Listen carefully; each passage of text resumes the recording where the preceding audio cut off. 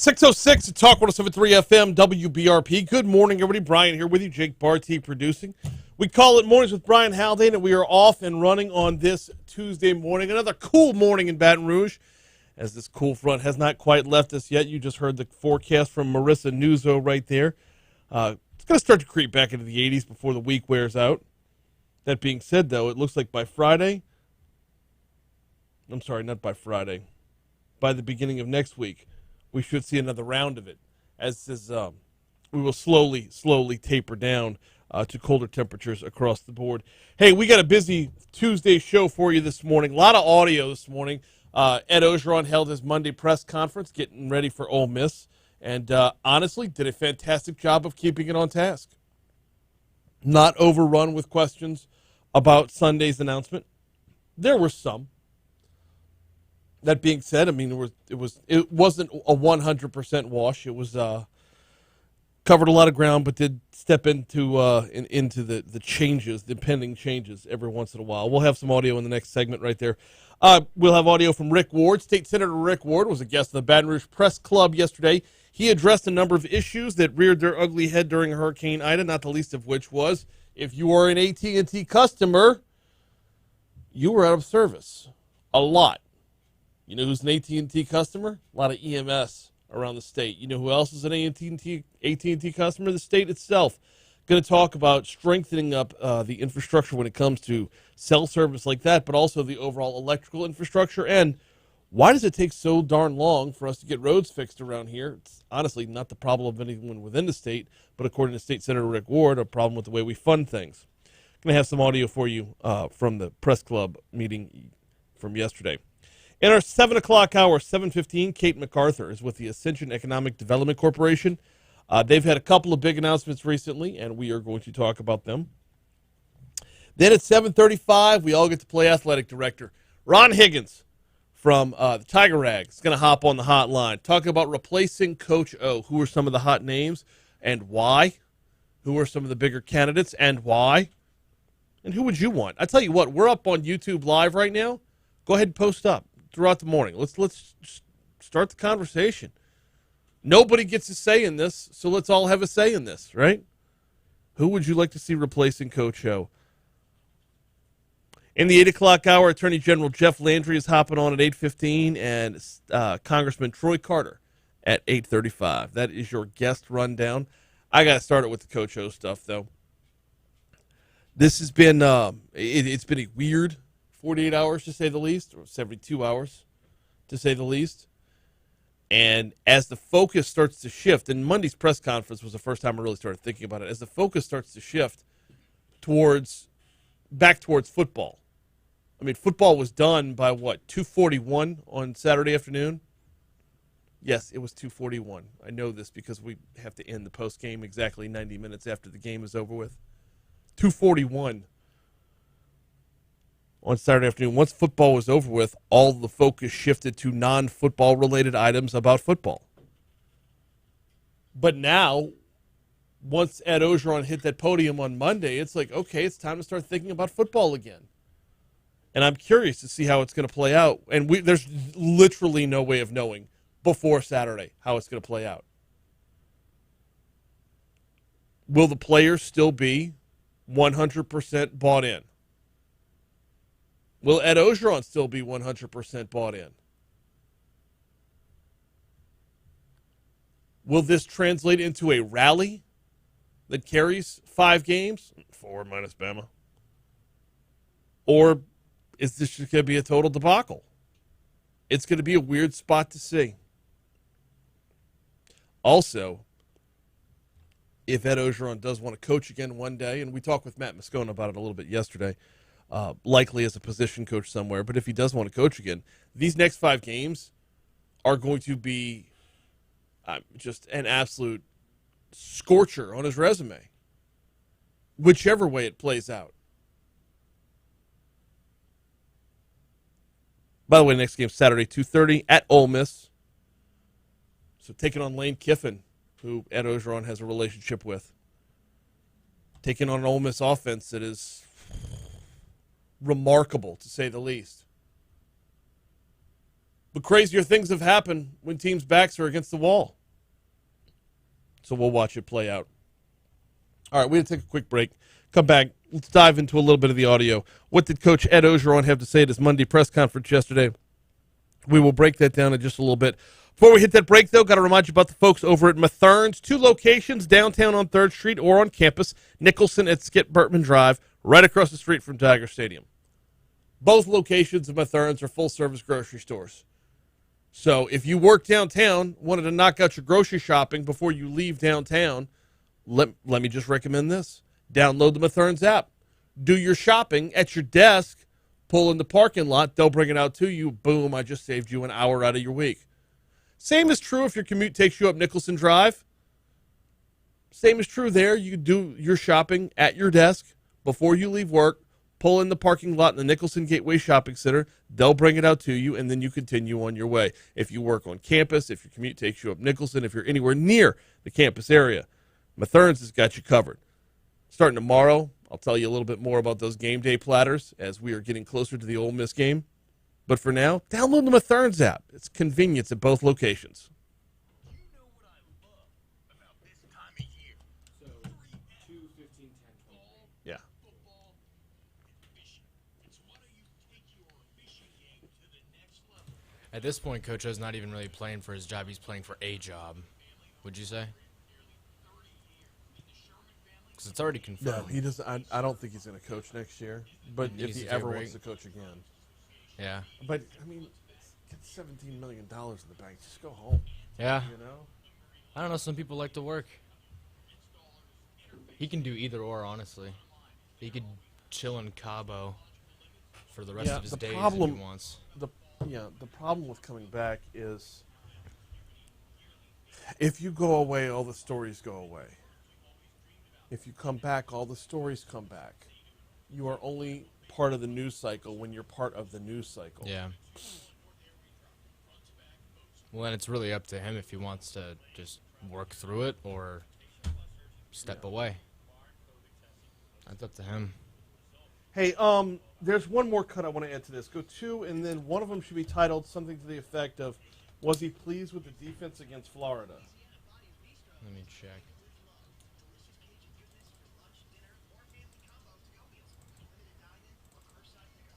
Morning, Christy. Welcome in, sweetheart. I don't even have my YouTube open yet. I'm just hoping you're watching. Was he pleased with the defense against Florida? Yeah. I found it. Okay. It's number 22. Well, we're going to start with that one. Start with 22? Yep. So 22, 2, 15, 10, 23. Yep. Okay. So, yes, shout out my wife every single morning, but especially these last 2 mornings. It cannot be easy sleeping next to me when I'm making all the noise because of the back pain. I'm trying to stand up for as long as I can because I Yeah. find that the longer I sit, it makes makes standing back up that much harder. You got to stretch out the muscles. That's well, no, they're more stretched based off of where it is in my back. They're more stretched when I'm sitting. They're actually contracted.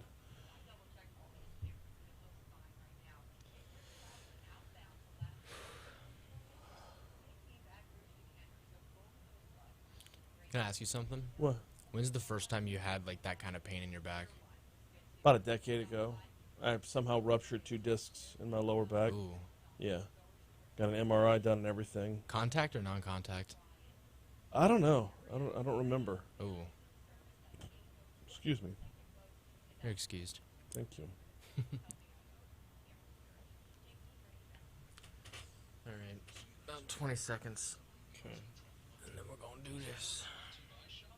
Also, good morning to everybody on YouTube. You can't see me right now, but good morning.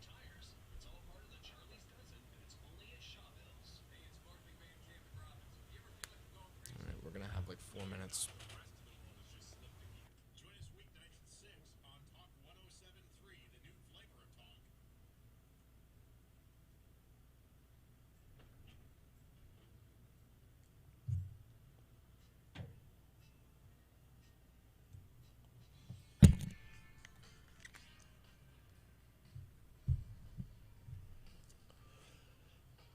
.616 Talk 107.3 FM WBRP mornings with Brian Haldane rolling right along. So yesterday Ed Ogeron met with the media.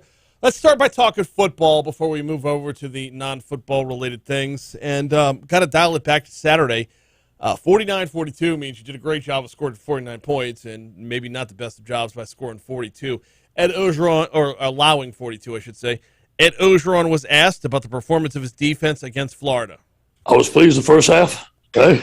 I was really, really worried the second half. But I knew this. Dan is a great game day caller. He's going to find stuff. That's how they work. They're going to find stuff that can trick you. And we got tricked with a high discipline right there. He gave us some different things, gave us kind of the same type of play, but with a different player in a different position. And it took our guys a little time to adjust. And all the stuff was eye discipline. And if we can have great eye discipline, we're going to have it against Lane. Here's what Lane's going to do. He's going to see all the players, all the plays that have given us problems, and he's going to run it at us again to see if we fix it. Speaking of, looking ahead to Ole Miss and Lane Kiffin, how about that Ole Miss offense? Matt Corral is one of the top players in the country. He's very fast. Can run the football, throw the football. The thing about, you can see Matt Corral play. He plays with his heart. He plays with character. And he's very tough. They have the third-ranked offense in the country. They're very hard to stop. Now, to some of the off-field stuff. You got a team that just learned that you're not going to be their coach after this year.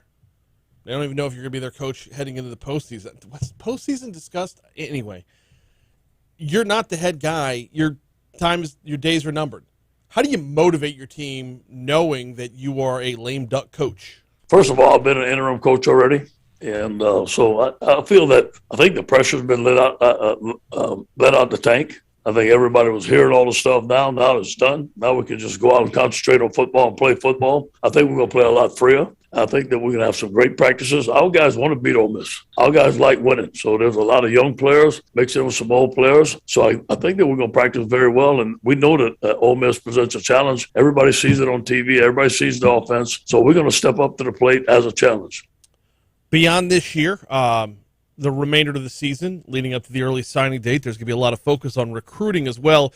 If you're Ed Ogeron and you're running that situation where recruits are set on you, how do you respond to that? And I can't change, obviously. But I do know that, like I said, there's a lot of things LSU can sell. LSU, you come to LSU, you're going to get a great education. You're going to network. None of that's going to change. You have a chance to play in the SEC. None of that changes. You're going to come here and compete against some of the best players in the country. So none of that changes. He does sound at ease. I'm sorry. I'm taking that away just now. I wasn't even thinking of that when I was going through the audio before the show started this morning. But there's a lot less tension than there was in the previous weeks. There might be something to having the weight lifted and knowing your fate. Anyway, hey, look for a new starting tight end this weekend. It's now officially official. Well, he's grown a little bit, obviously, and Jack's tough. He's really tough, and I think that he's been waiting for his time here. He's always wanted to play at LSU, and he's got great hips. He's got great explosion. He has good feet, and he's very smart. And so I think all those attributes helped him. He's our starting tight end, in my opinion, right now. He's one of our better blocking tight ends. He's a great young man. I'm so happy for him. Talking, of course, about Jack Mashburn, number 82, who put on a show to free up holes for Ty Davis-Price last week. Here comes the Fox Business Report.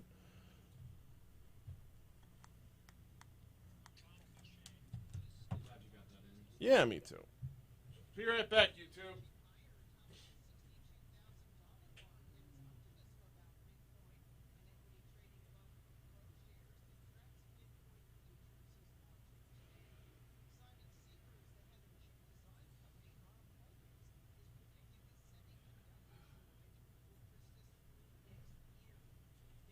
All right, I gotta sit. This sucks. Yeah, to follow up on him on the press conference, I really liked the answers he was giving. Like you said, it sounded very at ease. Yeah. He just, I don't know, none of what he said stood out in a negative way. Not that, like, I'm looking for bad things, because I like him, but he just, it sounds like Coach O of old, when things were rolling good. Well, when he was interim before, and when he was interim at USC, he could be a football guy now. Morning, Renee. Morning, Eric. Morning, Byron. Morning, Clinton. Welcome in, y'all.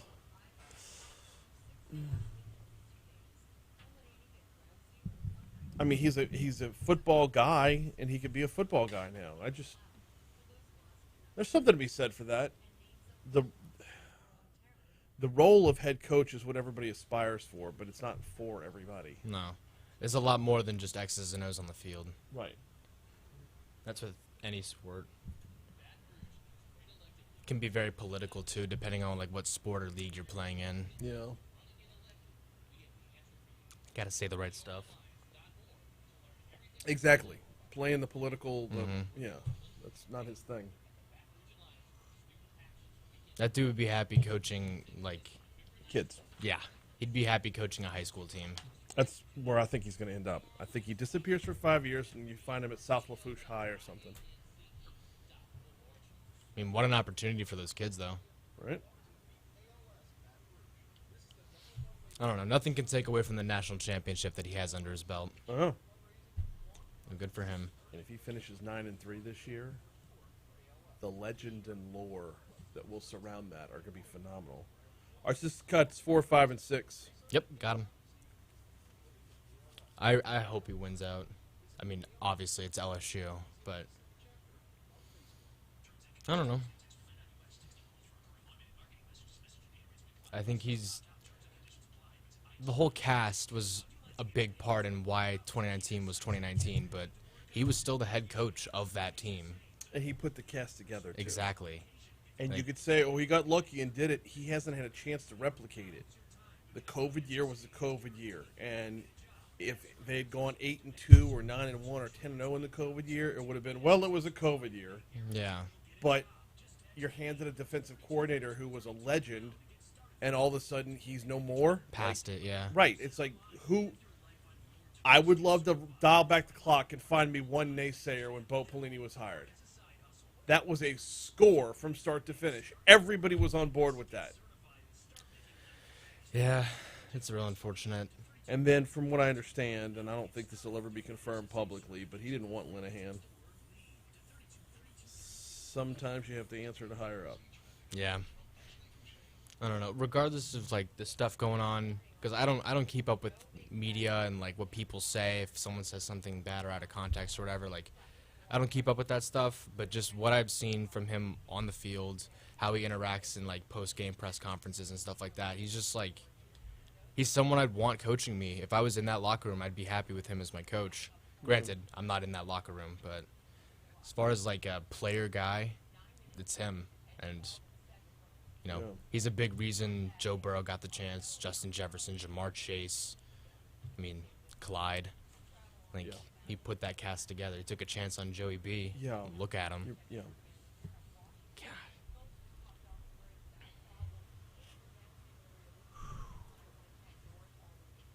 Oh, come on.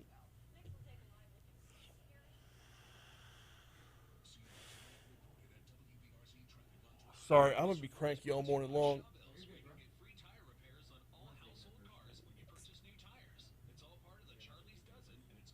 Do what? Oh. No live reads yet. Okay. You got this, man. Yeah, thank you.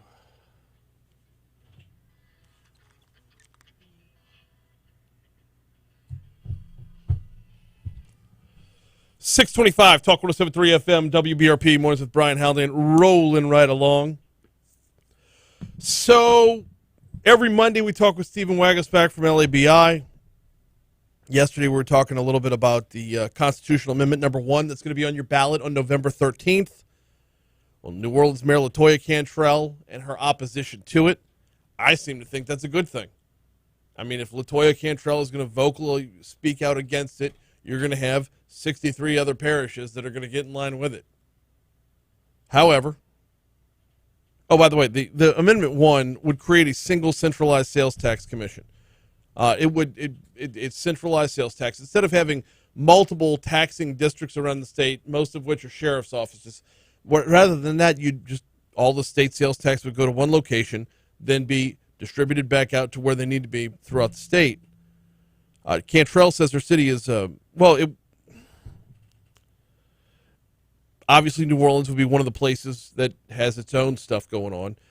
Jeremy Alford with lawpolitics.com spoke with Louisiana Radio Network, so you're probably going to hear this audio in a little while as well.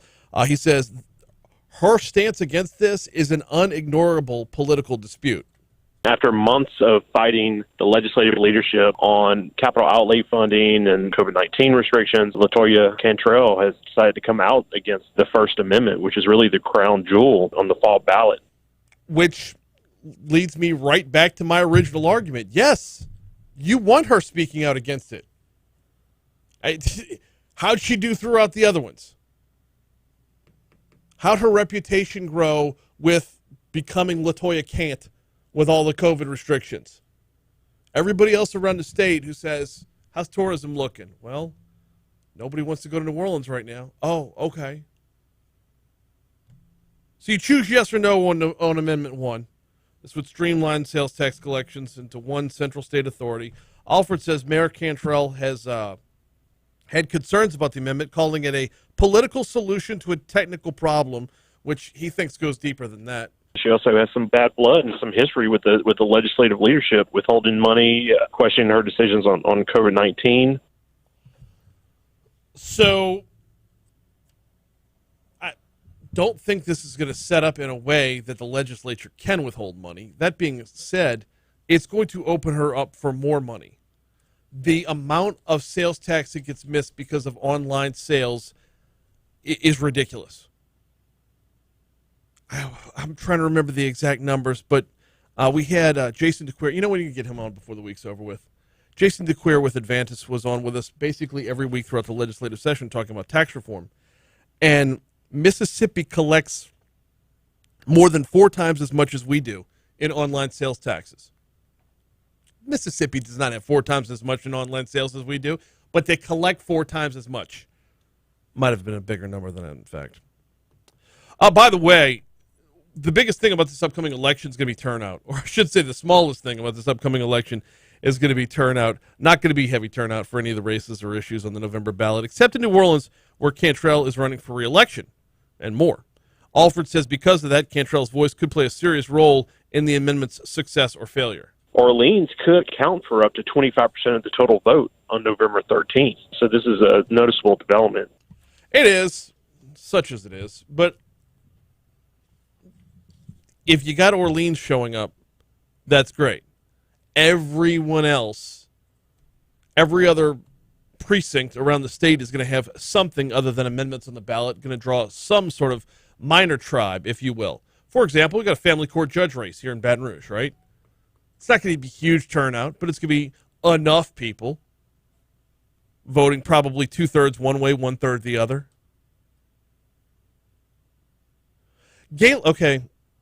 Galen says on YouTube, as I recall, Mississippi collected $400 million, whereas we collected $40 million. That would be 10 times higher. Galen, you might be right about that. I remember the number was ridiculously larger, so you could very well be right. It might have been 10 times higher. Anyway, we're counting down to November 13th. We'll have plenty on about these amendments. Not that anybody's going to get off their butt and go if they weren't already motivated to get up and go. It's not going to be the amendments that draw people out. It's going to be the other races on the ballot as well. Hey, we've got one more week to go for Boo at the Zoo. Get costumed up and come on out this Saturday and Sunday, October 23rd and 24th. Children ages 12 and under will receive pre-packaged treat bags upon exiting their zoo adventure. Dress the whole family up for our costume contest to win a household membership to the zoo.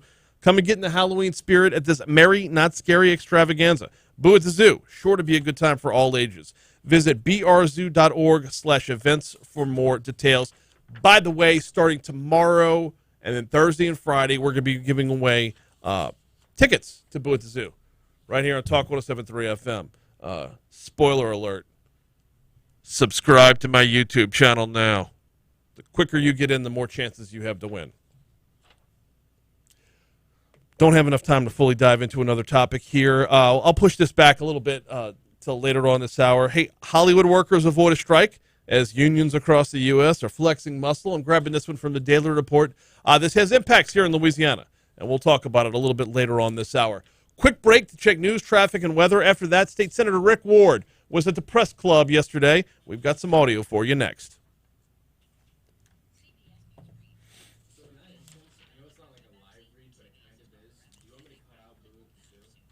Yeah, cut out Boo at the Zoo. It's promo. Oh, wait. You mean from the full hour? Nah, leaving the hour. No, it's only when it's interviews. Yeah, interviews are just the interviews. The rest of it, live reads can stay in them.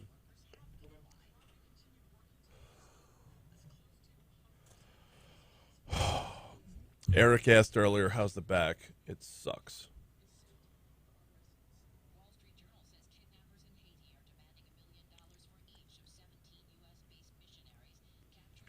Byron says, sometimes I think Mayor Kant is in office due to a sinister consortium of other southern cities like Atlanta and Austin to drive business away from NOLA and into their cities. Well, can we sign Sharon up for that consortium?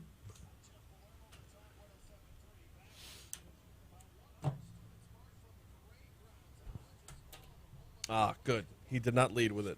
That's all that I ever ask. I don't even ask. It's their audio.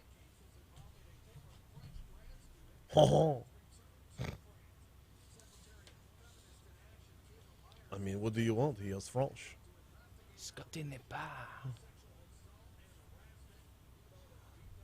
You accuse me of sexual assault. We call it Tuesday. Ugh.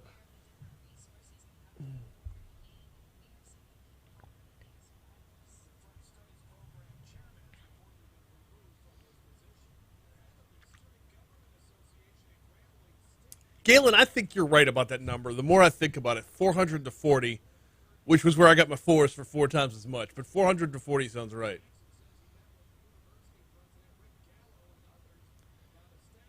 I'm not going to pretend that I'm in the know. I'm just going to ask a question. How do you justify charging on a, you said digital sales tax? Yeah. How do you, why would it be 10 times greater than another state? It's not how much you're charging, it's how much you're collecting. Everybody's charging the same amount of sales tax. But if you don't have a centralized way to collect your sales tax, it's left up to the Orleans Parish Sheriff's Office to actively go out and collect those sales from the companies that do the selling, which we're just not getting done. Okay. Which means if you are a local mom and pop with a brick and mortar location, it costs you more to do business than somebody who is somewhere else who does not have that brick and mortar location.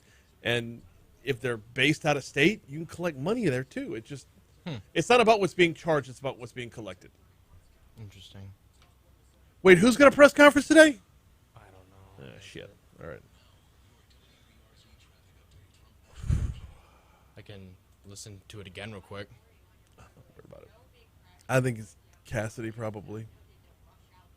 I don't know. I got a monster stack of garbage today.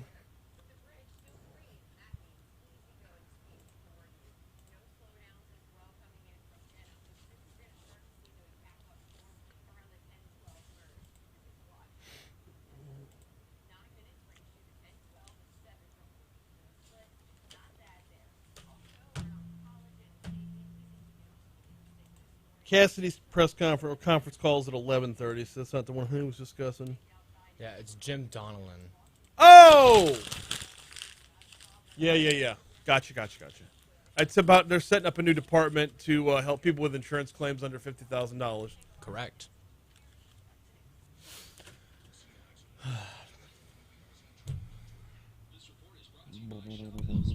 Oh, so we're going to go in straight order, 1 through 7. In fact, I reordered them just so it would be easier on you. Oh, thanks.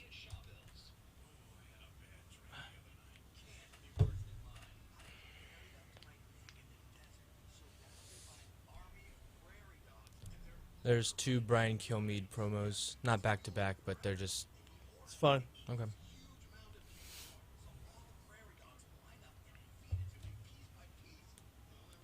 Are you only doing that fantasy football league that you draft every week? Is that the only one you're doing? Okay. I finally won money in the national contest last night. Hey, there you go. I finished 3rd with my local guys, so I didn't win anything there. Sucks. I'm not good at the Monday and Thursday ones yet. I am good at the Sunday stuff. In Oh, fairness, crap. I finished 4th. Out of Doesn't matter. Once you're out of the money, you're out of the money. Who is this fat guy? holy cow. I'm looking at myself this week. All my players have good matchups except for Robert Woods. And then maybe the 49ers, but we'll see. That's against Colts defense.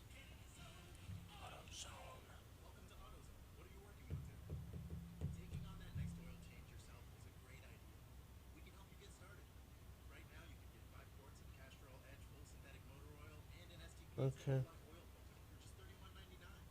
You can even get it all fast your way with our next day delivery or free same-day store pickup. Getting the job done just got easier.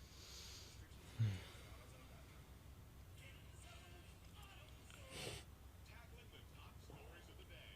Brian Kilmeade, weekday mornings from 10 to 1 on Talk 107.3, the new flavor of talk. Talk 107.3, the Go Slim. flavor of talk. Hey, it's Brian Robbins. You ever feel like you're going crazy? You're not. No, you're not. The rest of the world is just slipped a gear. Join us weeknights at 6. I'm so happy I picked up Derrick Henry as my first pick. I picked 4th overall for those listening. And he's putting up McCaffrey numbers, or should I say Derrick Henry numbers. Temperatures started in the 50s today, but with plenty of sunshine, will be in the low 80s this afternoon. Some of that humidity will continue to but overall, it'll still be pretty comfortable today. Overnight temperatures will be a bit warmer in the upper 60s. Wednesday morning will be noticeably more humid and cloudy.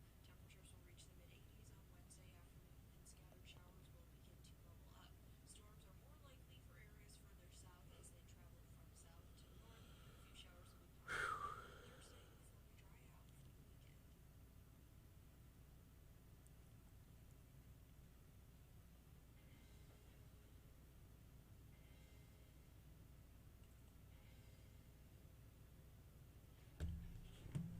A few showers will be possible Thursday before we dry out for the weekend. 638, Talk 107.3 FM, WBRP, mornings with Brian Haldane, rolling right along. So State Senator Rick Ward was at the press club yesterday. We're overdue to get him on the show. I want to talk about so many different things with State Senator Rick Ward. Here's an inkling to run for governor. But the main topics yesterday were the state's reliance on federal money, slowing road construction. We'll get to that in a little bit. I got to start off with these other two, though, and that's things that he covered that were coming out of the most recent disaster, namely Hurricane Ida. One of the things that we noticed with Ida was it disrupted a number of norms, like AT&T's telecommunications. Yet residents in at least 4 parishes, city of New Orleans included in that, were completely unable to use AT&T. Also, that means 911 call centers were down, including some of our first responders.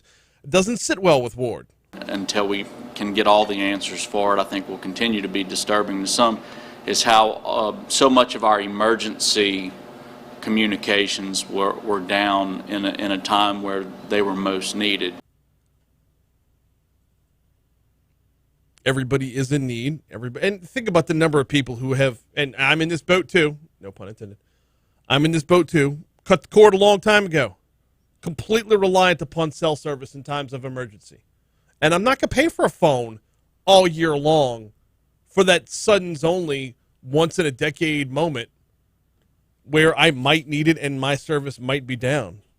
But nonetheless, though, service being down meant first responders weren't able to communicate. Whenever you have emergency personnel trying to respond to life and death situations and they can't communicate, that is completely unacceptable. It is. It is. It's one thing for those of us who have cut the cord to deal with it on our own level, but it's another thing for the first responders. It's another thing for those who are called to come out and help. They need a better sense of network. They need a better network, a better infrastructure underneath that network to get things done. So Ward knows that moving forward, how do you fix the problem? Well, there's a lot of work that's got to be done. I think there's a lot of work to be done in that area, but it's something that we've got to get right. How to address it becomes a pretty big question. And the number of questions that are going to pop up as a result of that. For example, state works with AT&T.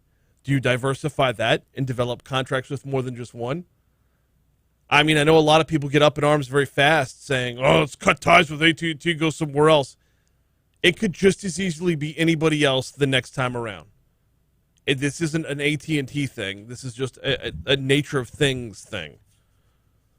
So how do you work things out with AT&T when it comes to the next contract? Do we look in a different direction, or what do we do to make sure this doesn't happen anymore? He also emphasized What was that one? It hopped off the back end of that one.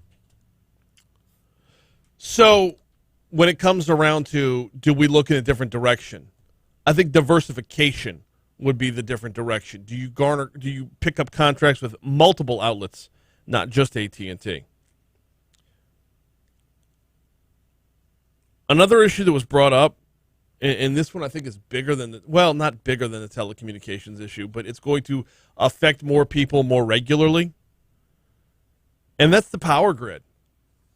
I know one of the things in the wake of the storm is a lot of us are going to be upset when we see surcharges on our bills because, well, we weren't responsible for the power going out, and we've paid for our products and our services ahead of time. We pay our bill when you pay your electric bill. There's a million different things itemized, broken down into that electric bill, and now we're going to have to pay extra to fix what was broken this time around. You still might have a low rate in terms of the power production and all that, but what are you doing, if you end up having $40 in surcharges because you had 4 hurricanes in the course of 3 or 4 years?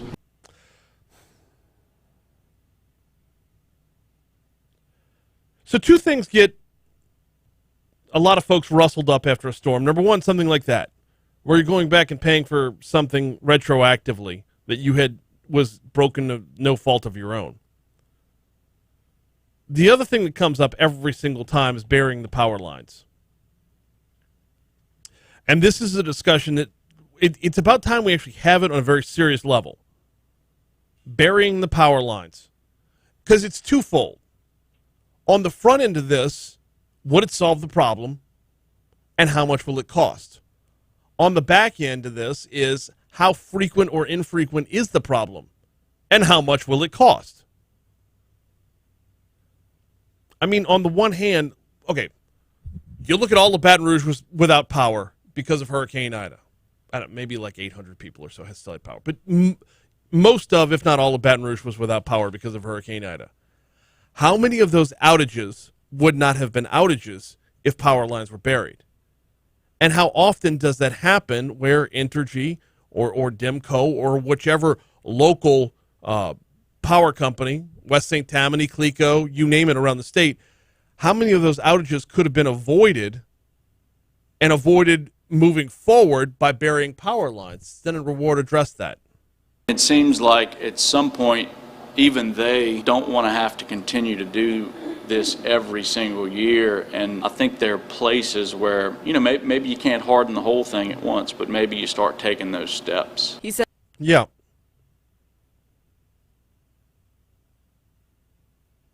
Okay. So you get a ridiculous number of down power lines. Rather than putting them back up, you bury those. And then we'll worry about the next ones next. But at the end of the day, is the cost of burying them going to be worth the amount that's saved on the back end, or the amount of power, or the consistency with which you get your power on the back end?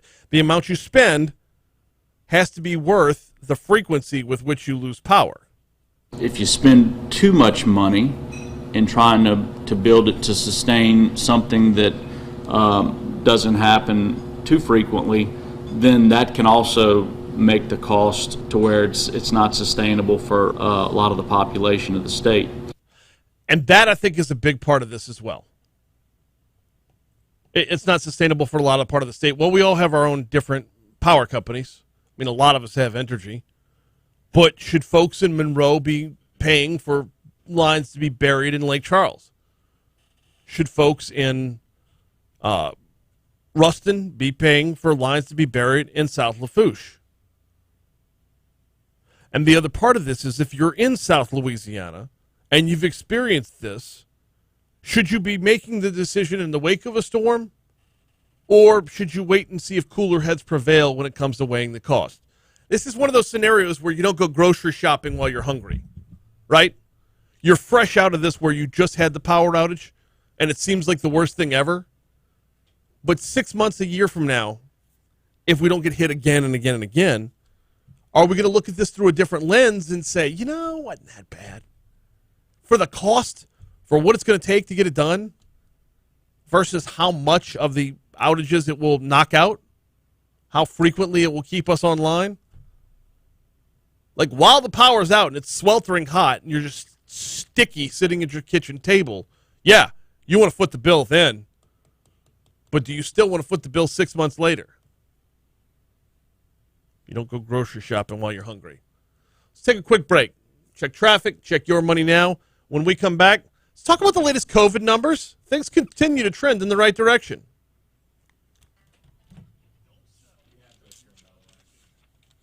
I was pushing it back because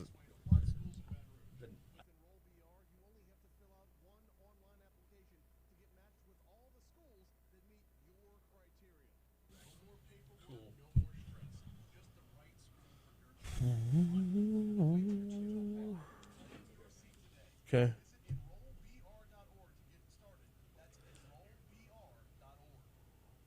Hey there, what are you doing today? Would whatever it is be easier with faster, more reliable home internet? If you said yes, we have good news. Viasat offers high-speed satellite internet wherever you live, even if cable providers don't go there. So you can get online. Yeah, I've been curious about burying the power lines. The problem is everybody wants to do this in all, like, eat an elephant in one bite scenario. That's the biggest problem with burying the power lines to me. Here's a perfect example. One of the last areas to get power back after Hurricane Ida, in Baton Rouge that is, was Terra Boulevard, or Old Hammond by Terra subdivision, right? Somebody in a Hummer, like, slammed over a tree that had knocked down a power line and just, like, pulled things ridiculously. Well, you had so much damage to what came down at that time, it wouldn't have taken a whole lot to just bury those lines rather than rebuilding them. It's like, oh, all this is down right now? Okay, well, let's start digging, baby. But the number of people who keep saying that burying them doesn't solve the problem, I'm hard-pressed to see the proof.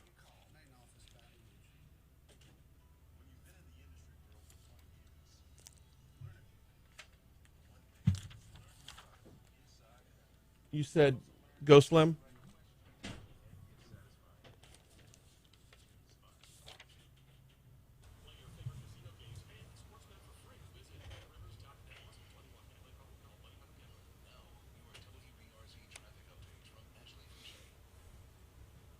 Do you have any pets?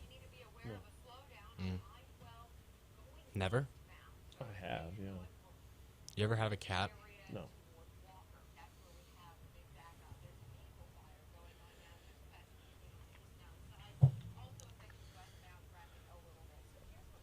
My girlfriend's in between living spaces and she's staying with me for just a few days, but she has a cat, and obviously my place isn't cat-proof, so I'm trying to figure out how to deal with that without going bonkers, shall we say. Clinton says, well, Brian, that's dumb. That's like expecting DOTD to finish the I-49 extension in 1 year. Yeah, I've never understood why we can't do it incrementally. Got enough money to build 6 more miles? Build 6 more miles.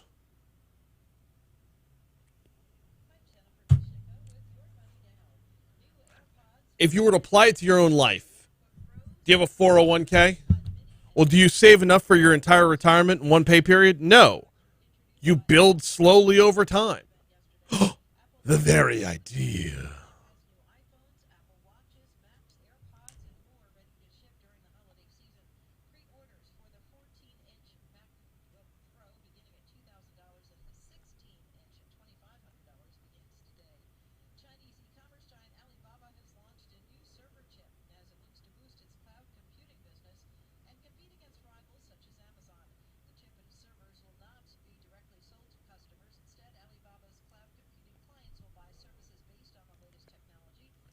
But yeah, like I-49 basically ends in Lafayette, right, and becomes Highway 90, right? Okay, well, let's take a couple dollars and say let's extend it down to Broussard. and then Jeanerette. And then where would we go after that? After Jeanerette, what would be next? New Iberia? No, New Iberia before Jeanerette. I'm trying to New Iberia, then Jeanerette, and then like Franklin. And then boom, let's take it all the way down to Morgan City. And then it's on its way back up towards New Orleans. And I don't think there's another stop between Morgan City and New Orleans. Maybe as it crosses over by Thibodaux. Yeah, Thibodaux, Raceland, whatever. But yeah, I used to have a coach in high school that everybody made fun of at the time, but it turned out to be the most wise thing ever. You can't eat an elephant in one bite. I know that's not his. That's not an original. But you do eat an elephant one bite at a time. Why can't we do that with this?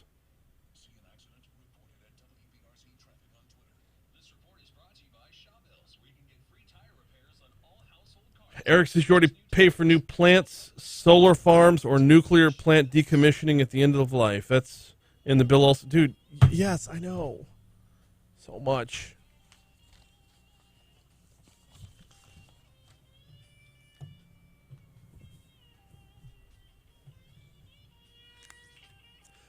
.652 Talk 107.3 FM WBRP mornings with Brian Haldane rolling right along. One more from State Senator Rick Ward before we move on. This coming from the Daily Report or from the Business Report. He talked a lot about Louisiana's reliance on federal money slowing road construction. The quote is, "I feel like we finally started to make some strides in investing or putting the pieces in place to invest," says Ward. "Where we're still lacking is the speed with which we do that." So he was from the press club. He says almost 80% of the money Louisiana spends on roads and bridges comes from the federal government compared to an average of about 45% or so from other states, meaning all of the federal criteria can delay the start of a project by 18 months or more, which honestly, if you step away from that and look at it, delaying a project by 18 months, no matter how you break it down, is going to make the project cost more. Especially right now. But how do you get more state money into it without taking state money away from something else? And therein lies the problem. Once again, unless you want to just raise taxes on everybody, which I think everybody is against. All right, let's take a look at COVID numbers. We are a week and a day away from the end of the governor's mask mandate. Today is the 19th. It expires on October 27th. Don't know yet if the mask mandate will be lifted after next Wednesday. Pretty sure Ask the Governor, the call-in show is tomorrow. I got to check on that. But as we get closer and closer to it, it's important to keep looking at a lot of the key gating criteria. One of those gating criteria is the community risk by parish. In fact, if you go to the state's dashboard, the LDH's dashboard for coronavirus, it is the very first map they show. And about 3 weeks ago, it was a daunting look. Every single parish in the state was at the highest level of risk for spreading COVID-19. And then one or two parishes popped up as being high risk, not highest risk. And then it jumped up to about 14. And now I want to say we're pushing close to 30. 27 or 28 parishes are out of the highest risk. In fact, 2 are at moderate risk. That's just one of the gating criteria. Another is hospitalizations. Remember, flattening the curve means keeping hospital beds open. And yes, flattening the curve is an ongoing process, and anybody who tried to sell anybody on 2 weeks to flatten the curve did not think about maintaining that curve as remaining flat. But our hospitalizations are now down to 421. The last time the mask mandate was lifted, we were just under 300 people in the hospital. So the way things have been trending with hospitalizations, we should be at roughly the same number a week and a day from now. The next Wednesday, not tomorrow, the following Wednesday, we should be at roughly the same number we were at when it comes to hospitalizations, providing trends remain the way they're headed. We should be at roughly the same number we were at the last time the governor repealed the mask mandate. But community risk, percent positivity, which has been on a downward trend as well, and hospitalizations, those are only three of the gating criteria that the governor looks at. Oh, by the way, yesterday we had 1,077 new cases reported and 29 new deaths reported. It is important to note that Monday's numbers are inclusive of the weekend because they don't take a look at numbers on Saturday and Sunday. So that 1,077 should probably be divided by 3. Week and a day. Can't wait to report on it. Can't wait to find out what we're going to find out from Governor John Bell Edwards.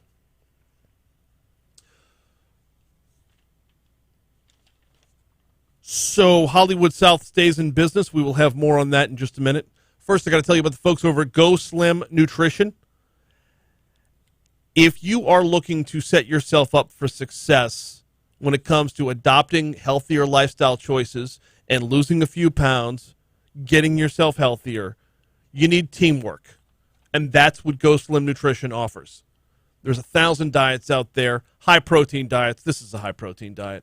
There's 1,000 different diets you can get on where you just sign up online, you order some food, you eat that food, and you're left to your own devices after that. With Go Slim Nutrition, it's all about the accountability. I'm down over 50 pounds, and you can be too. The food's fantastic, by the way. As an aside, the food is wonderful. But it's about going over there every single week. It's sitting down and talking about what I've done right, what I've done wrong, how I could do better, what I've got on my calendar for the next week, and how to avoid any landmines along the way. It's an unbelievably positive experience, an unbelievably supportive network with Go Slim. Check them out online at GEAUXSlimBR.com or swing by. They're on Bluebonnet at Perkins, right next door to Rouse's. You want to give them a call? The phone number is 763-9627, 763-9627. Holidays are coming up, y'all. It's a time where we all pack on pounds. Be ready for it. Be ahead of it. Adopt some healthier lifestyle choices with GEAUXSlimBR.com. All right, we got CBS World News Roundup coming your way in just a little bit. I saw this report yesterday and didn't get a chance to get to it. Hollywood workers avoid a strike as unions across the U.S. are flexing muscle. I'm grabbing it from the Daily Report. Thousands of workers remain on strike across the U.S., demanding higher pay and better conditions, despite Hollywood makeup artists and camera operators reaching a deal over the weekend to avoid a walkout, and the tight jobs market has only emboldened them. Some 60,000 behind-the-scene workers on movies and TV shows avoided a strike on Saturday that would have stalled film production in Louisiana and elsewhere, but the near walkout was the latest demonstration of force by union members who say they are fed up with meager or no raises and other givebacks. Labor activists complain that while many union members were deemed essential during the COVID-19 crisis, that has not been reflected in how they are treated by employers. With an administration in the White House that they see as sympathetic and a job market that saw a record number of Americans quitting in August, unions are ready to test companies' resolve. I can't wait to see this play out, y'all. This is a part of the market that we haven't seen flex in a while. And with the job market the way it is, now might actually be the right time for them to flex. Let's catch the CBS World News Roundup on Talk 107.3. Protect your retirement. The Presley Group time, 7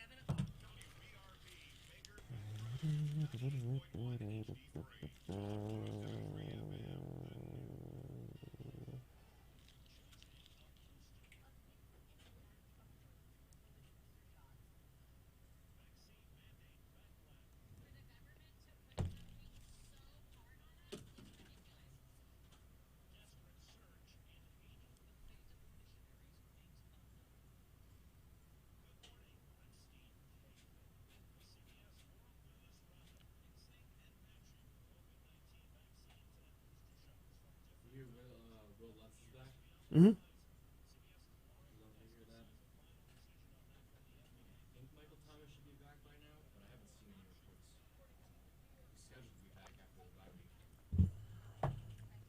You probably won't hear about it until Thursday.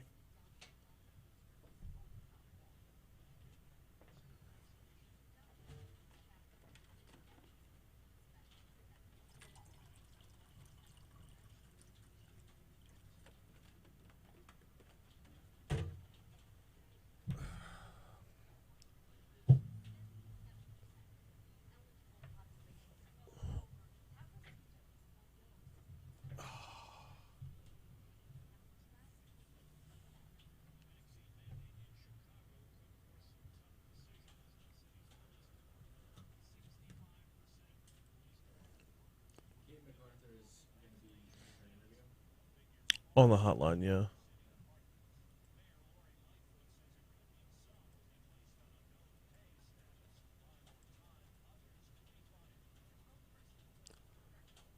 Oh, wow.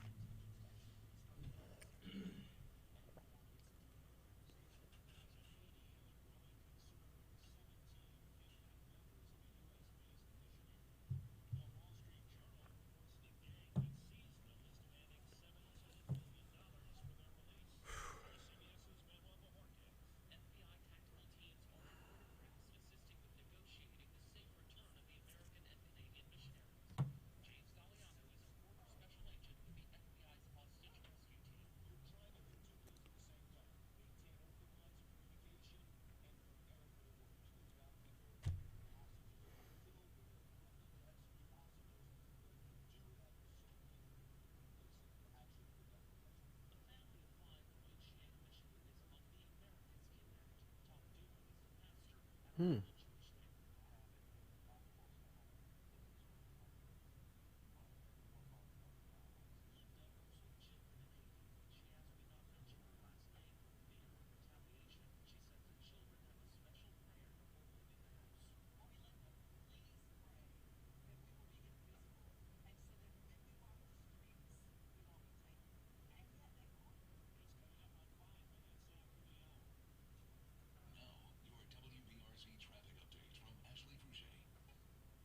Slow traffic building around I-12 at Range on the westbound side. Also a slow pocket around Perkins to Washington on I-10 westbound. But the big problem I've been focusing on is that vehicle fire that had the interstate briefly closed eastbound on I-12 past Union. Well, it's now open. All that's clear. We do have some delays, though, all because of this incident. So let's take you outside and I can show you our traffic camera here. We still have some activity going on, but the interstate is open, and this is the westbound side of the roadway, some rubbernecking delays. So this is a crash involving a vehicle fire. We're still seeing some cars able to pass. See an accident? Report it at WBRZ Traffic on Twitter. This report is brought to you by Shawbills, where you can get free tire repairs on all household cars when you purchase new tires. It's all part of the Charlie's Dozen, and it's only at Shawbills. Temperatures started in the 50s today, but You got it. sunshine will move below 80s this afternoon. Some of that humidity will begin to filter back in, but overall it'll still be pretty comfortable today. Overnight temperatures will be a bit warmer in the upper 60s. Wednesday morning will be noticeably more humid and cloudy. Temperatures will reach the mid-80s on Wednesday afternoon, but scattered showers will begin to bubble up. Storms are more likely for areas further south as they travel from south to north. A few showers will be possible again on Thursday before we dry out for the weekend.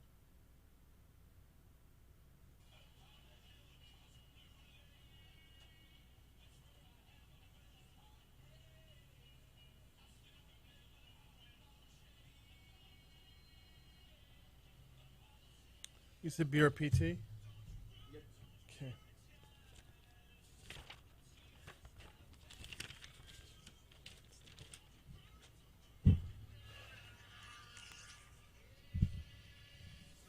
.706 Talk 107.3 FM WBRP, Hour 2 of Mornings with Brian Haldane coming your way right now. Brian here with you.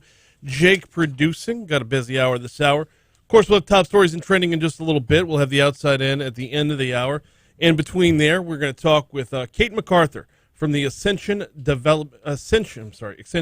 Economic Development Corporation.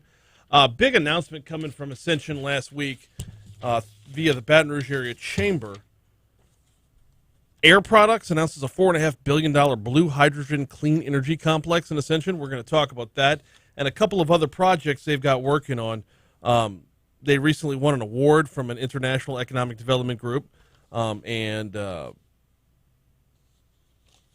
a few other things that are on tap out in Ascension Parish. Going to be nice to get caught up with the goings-on out there and the job creation that is on its way. Looking forward to that conversation. Also looking forward to talking with Ron Higgins from Tiger Rag. You heard the Tiger Rag Radio Tuesday nights right here on Talk 107.3 FM. Who's next? Who's replacing Ed Ogeron? Get your AD hat on, your athletic director hat. Ron Higgins joins us at 7:35. Getting to top stories and trending in 60 seconds, which is enough time for me to tell you about the folks over at Baton Rouge Physical Therapy. I might need to be giving them a call in the very near future. Have you been in an accident? Have you experienced a major injury? Maybe not recently, but maybe you've got some nagging pain from a previous injury that you need help with. Something that's just keeping you from physically being your best you. Something that maybe you never thought was worthy of treatment, but it is a little bit of a problem. Tell you what, the cold weather's coming around. You might be getting of that age where the cold weather brings out the worst in what used to be. Back when you scored 4 touchdowns for Polk High. That's an Al Bundy reference Jake doesn't get. If you've got those nagging injuries that have been around forever, Baton Rouge Physical Therapy can help. They'll sit you down. They'll talk about your unique circumstances, your comfort level with treatment as well, and how to get you back to physically being your best you. Give them a call at 917-9185, 917-9185, or find the location nearest you at brptlake.com, brptlake.com. Be better than your best. Think physical therapy with Baton Rouge Physical Therapy. Time for top stories and trending. Let's go.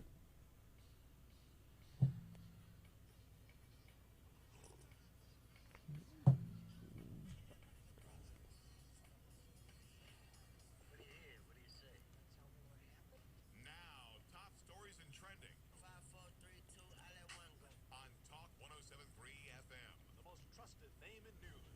Brought to you by Complete Collision Center, with locations in Zachary and Baton Rouge. Don't let who you choose to repair your vehicle be your second accident. Choose CompleteCollision.com. I want to know absolutely everything that's happening.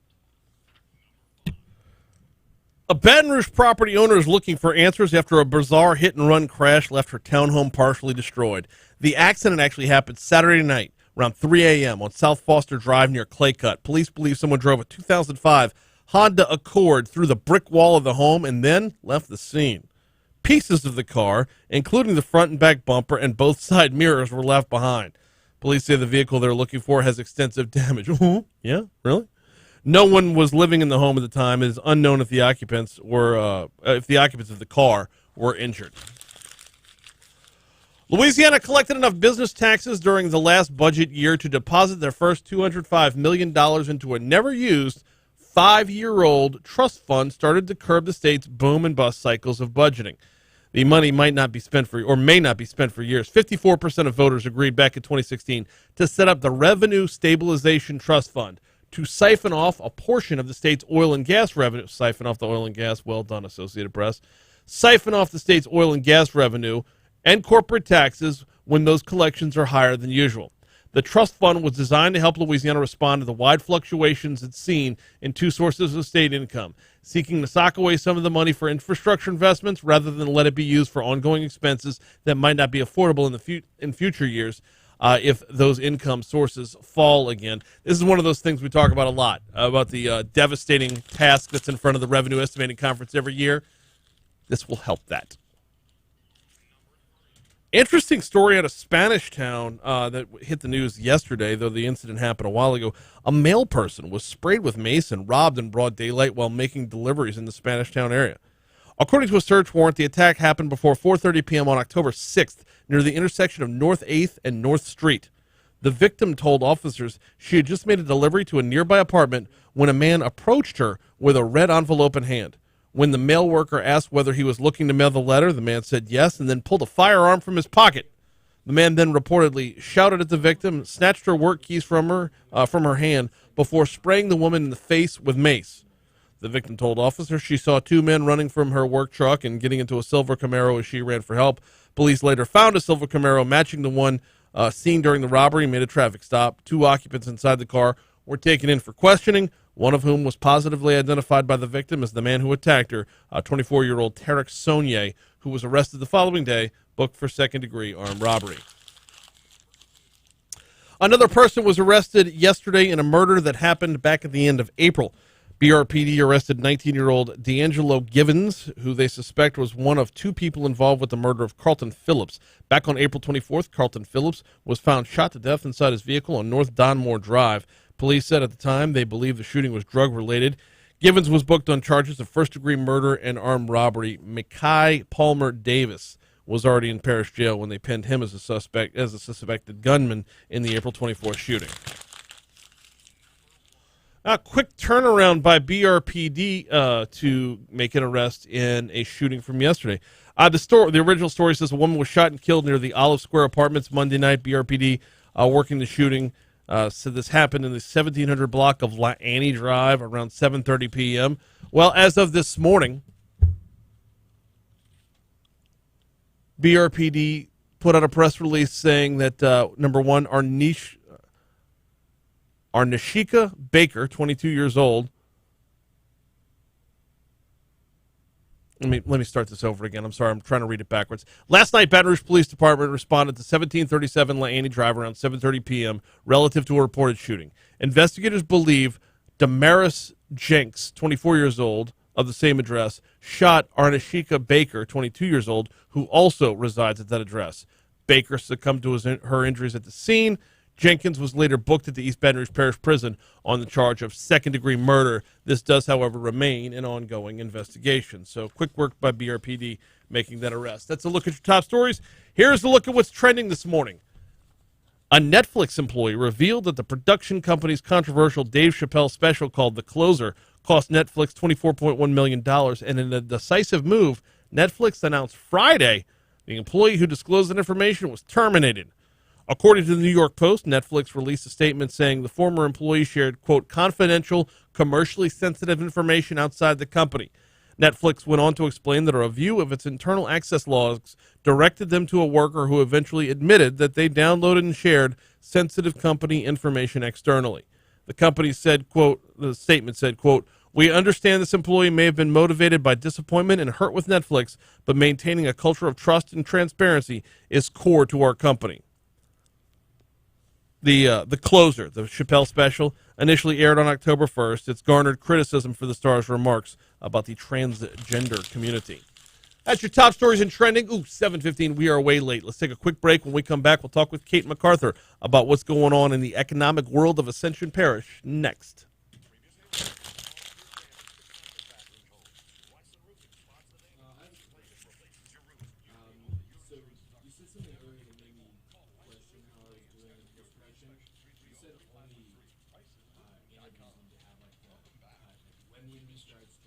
Yeah. Yes. Yeah. Don't worry about going back and making edits. Just moving forward, grab them. Yeah. Yeah, it's listener expectation. Okay. In fact, it's when you grab the full segment, you put the full segment in there, but contractually, it's promised to the client. Yeah, the full hour should be the full hour. Well, minus the recorded commercials. Yep. Slow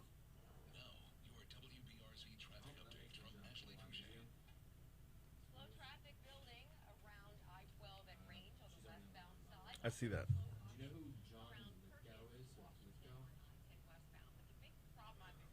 Yes. Yes, I do. Yeah. I know him from Interstellar. Okay. Lithgow. Yeah.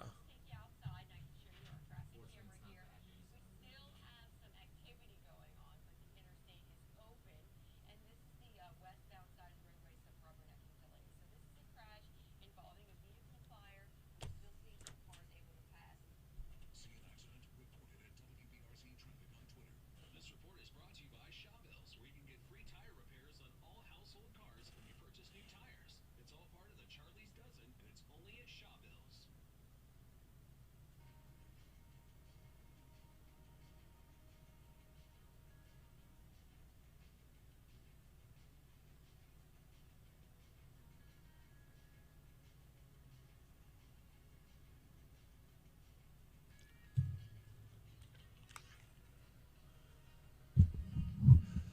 Seven 717, Talk 107.3 FM, WBRP, mornings with Brian Haldane, rolling right along. So big announcement coming out last week. Air Products announces a $4.5 billion blue hydrogen clean energy complex in Ascension Parish. Here to explain what blue hydrogen clean energy is Kate MacArthur with the Ascension Economic Development Corporation. Kate, good morning. Welcome to Talk 107.3. How are you? Good morning. I'm doing well. How are you? I'm doing very well. I'm just kidding. I'm not expecting you to explain what blue hydrogen clean energy is, unless you know and can explain it in a way that I'll understand it. Maybe I can do that. I am not a chemist, far from it. But blue hydrogen is just the way that in the normal process of manufacturing, instead of releasing the carbon into the air, it goes underground into storage of some type. And so that's the distinguishing factor between that and regular hydrogen, which is called gray hydrogen. Gotcha. But then there's also the green. So let's get more confusing, right? So then you have green hydrogen, which is one step further from blue, where you use green electricity to power the manufacturing process and then sequester the carbon as well. So there's 3 different colors floating around out there right now. You tell me green, I think it's environmentally friendly. You tell me blue, I'm thinking of Walter White and Breaking Bad. Well, it's just a transition color. I don't know why they go with the color system, but that's how it's working. So the exciting news is we did have the big blue hydrogen announcement, Yes. but we also did have a green hydrogen project. So that one was announced by CF Industries. So I know it's much smaller scale, but it will be the largest green hydrogen manufacturing plant in North America, even at $121 million and 5 new jobs. And it's just because it's such a niche market at this point. We're just excited to have that happening here as well. So it has been a very exciting week and actually an exciting year here for the clean energy movement in Ascension Parish. Absolutely. And I want to dive fully into the $4.5 billion announcement from Air Products in just a little bit, but let's talk about that as a niche market for just a second, because carbon capture and containment is growing, and we're going to see it a lot more in the very near future. So how important is it that Ascension Parish is kind of taking a lead here to make sure you're landing what you can land right now? Well, it's extremely important because we have all of the resources to be successful. So we have some of the cheapest natural gas prices in the world, and we have an abundant supply of it. And we have a lot of suitable sites for the geological storage of the carbon. And we are not the only ones. So there are other places, our neighbors that may also have these advantages. So it's important to be on the forefront, assisting in the permitting process and helping these companies have success in locating as soon as possible so that we don't get left behind in the race, I guess, to see who can be the largest, fastest, cheapest producer and win all the contracts for the hydrogen product or the ammonia product. So we're busy trying to make sure that we are doing it the correct way and helping connect our assets with what the companies need. Yeah, absolutely. It's the way to turn 120 million and 5 jobs into another 25 jobs, into another 50 jobs after that, which brings us around to Air Products. $4.5 billion, 170 direct new jobs. Tell us all about it. So it's the biggest investment that Air Products has ever made. It's the biggest investment that we have ever received in Ascension Parish. It is amazing. They are a company that has already been doing business in Ascension and in Louisiana. So it's a great win for us with someone who is known to be a leader in this field already. They have a pipeline existing that stretches all the way across the Gulf Coast, and we're hoping that through this project, they're not only creating more blue hydrogen and sequestering the carbon, but also we're hoping that they're able to use that industry network that they have existing to sequester some carbon from some of our other industrial partners as well. So we're hoping that not only does this investment continue to grow and multiply, but also help lower the carbon footprint of all of the other industries in our parish as time goes on. Kate MacArthur with the Ascension Economic Development Corporation is our guest. We're talking a little bit about Air Products. What kind of timeline are we looking at here? So it's going to be about a 4-year timeline. They still have a lot of permitting and construction work and engineering and all of those things to make sure that everything is done correctly before they become operational. So we'll be looking probably 2026 for operations to begin.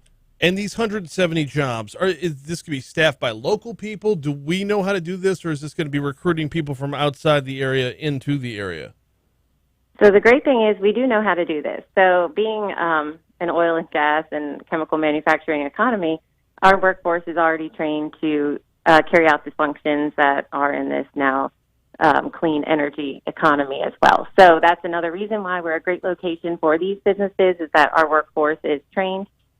They will be able to transition fairly easily into their new roles, and so they will be focusing on hiring locally, and we're really looking forward to being able to get people connected with these positions. Now, what went into this effort? Is this something Air Products just kind of hit y'all with, or was this something that y'all and maybe that Adam Knapp in the chamber, y'all had an LED maybe teamed up to kind of recruit them, woo them a little bit? What went into the effort? It's always a long team effort. So none of these projects happen overnight. Maybe the idea comes overnight, but it's a strenuous process of site elimination, just questions after questions of how to find the right resources. It takes a lot of effort from a lot of different agencies in order to answer all the questions and get the project off the ground. And then obviously culminating in the big announcement that everyone got to see last week. So there's a tremendous amount of work that goes behind the scenes in doing this. So typically what we see is the first time you connect with a possible project, it takes about 15 to 18 months before you're actually going to see them making a decision or even interacting more publicly in your parish. So it stays very quiet in the meantime so that no one knows what's going on. You talked about site elimination or site selection. This is going to go in, it's going to be near Burnside. Where exactly, I apologize if you mentioned it earlier, where exactly is this thing going in? I didn't, so you're fine. It's going to be closer to the Impala terminal and the old Ormet facility. So we used to have a La Lumina and an Ormet. It changed hands a few times. That was there, and it's going to be located in that area. How much of this is going to be a brand new build out, and just because 170 direct new jobs, but there will be new indirect jobs as well. So I assume a lot of that's construction. Correct. So there's two separate things. So it's a 100% new facility. It's being built on a green site, so there is nothing there existing. There will be thousands of construction jobs for the 3 years that it's under construction.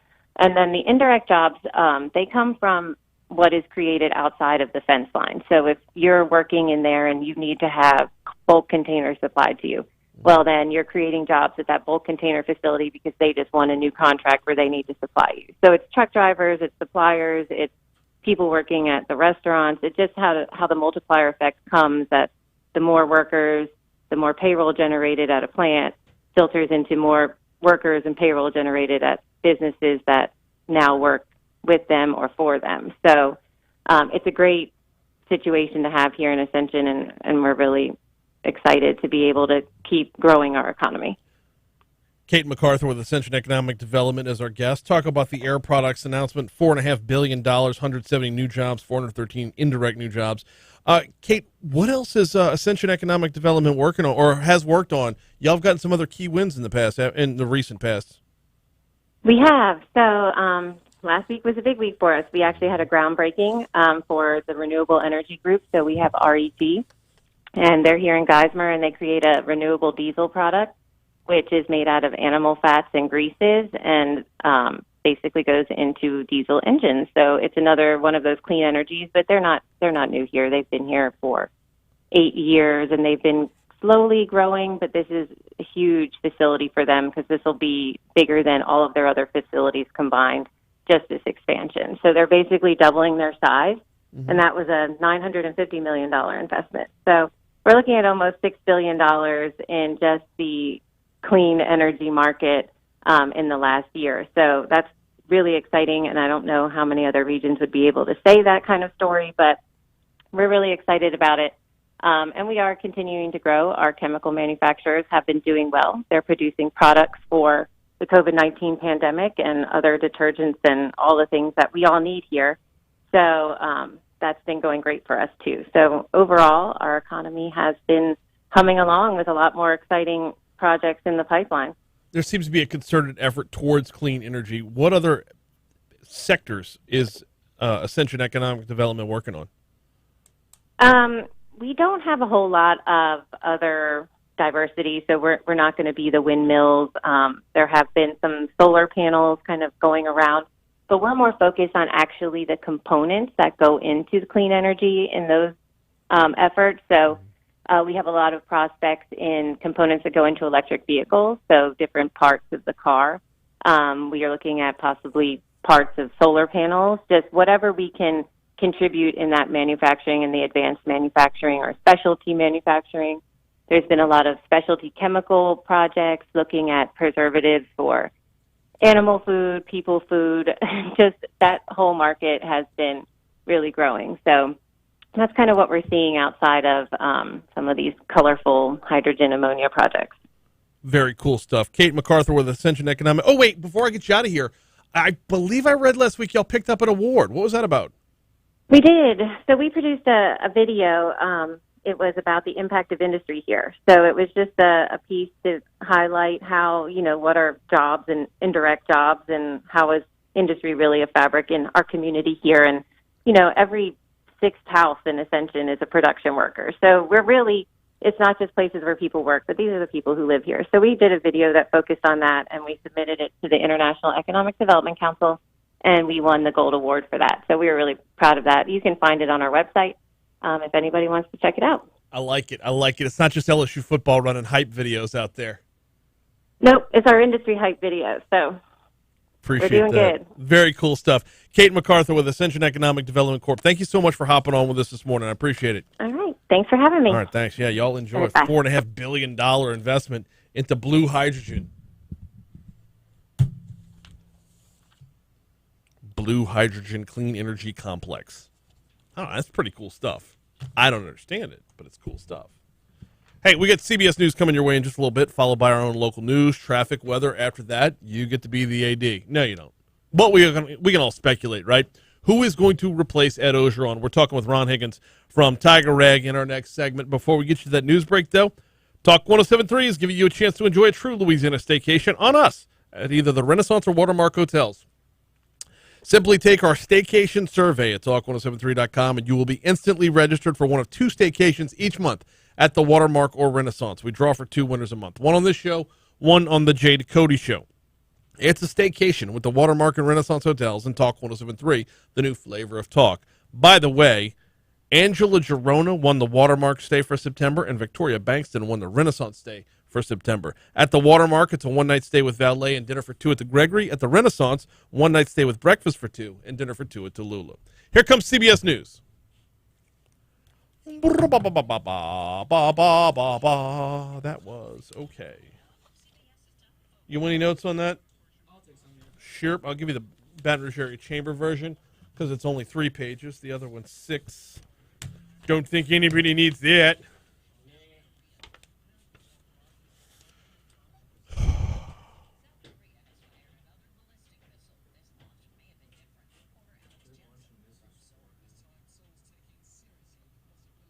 Crystal blue persuasion. Wall Street Journal says the gang that abducted 17 U.S.-based missionaries, including 5 children, is demanding $1 million for each. Stanley says, good morning, everyone. Get ready for the 5th wave of COVID. Whatever. Idiot. Okay. How bad is it going to be? How many people is it going to kill? What's it even going to be called? See, this is one of those things you post so that 3 months later you can say, I told y'all. All right, get ready for the 6th wave of COVID. I called it. Chappelle's way smarter than his criticism. They don't seem to realize the more they whine, the more they solidify his legend. Byron is 100% right.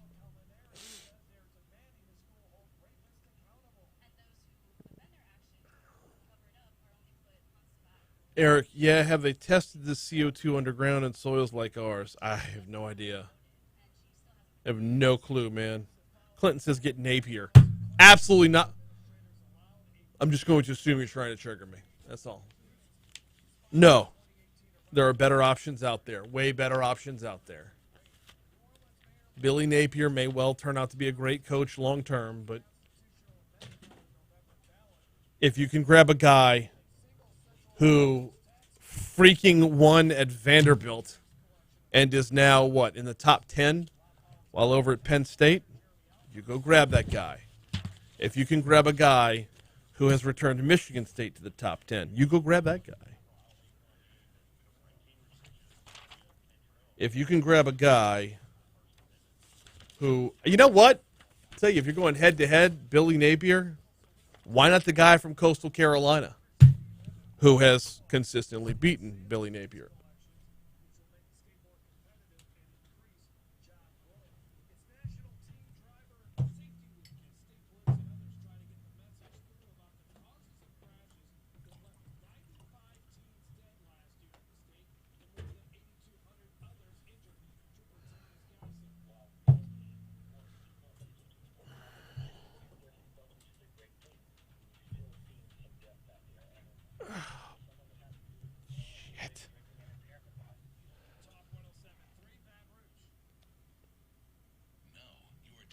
Why don't you like Franklin? No. Penn State's coach.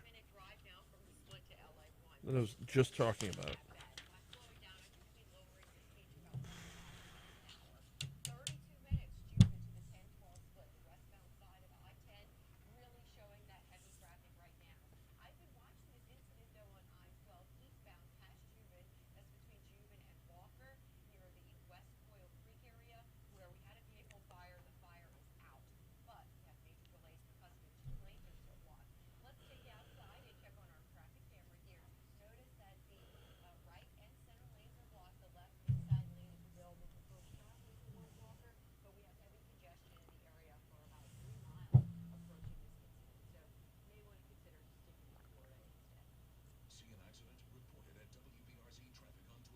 This report is brought to you by Shawbills, where you can get free tire repairs on all household cars when you purchase new tires.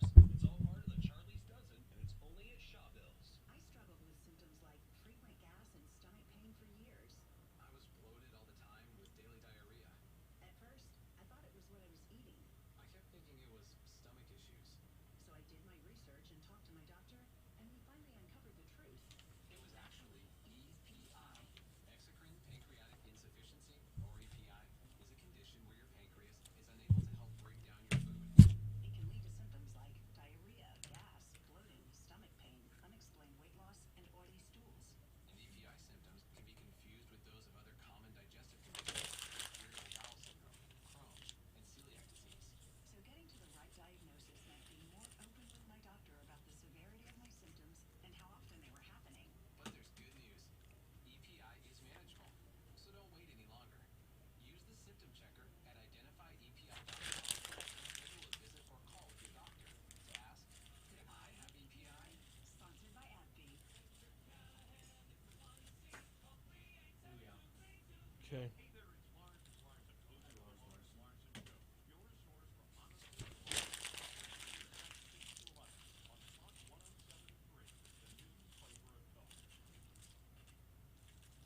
Temperatures started in the 50s today, but with plenty of sunshine. need you to call the guest.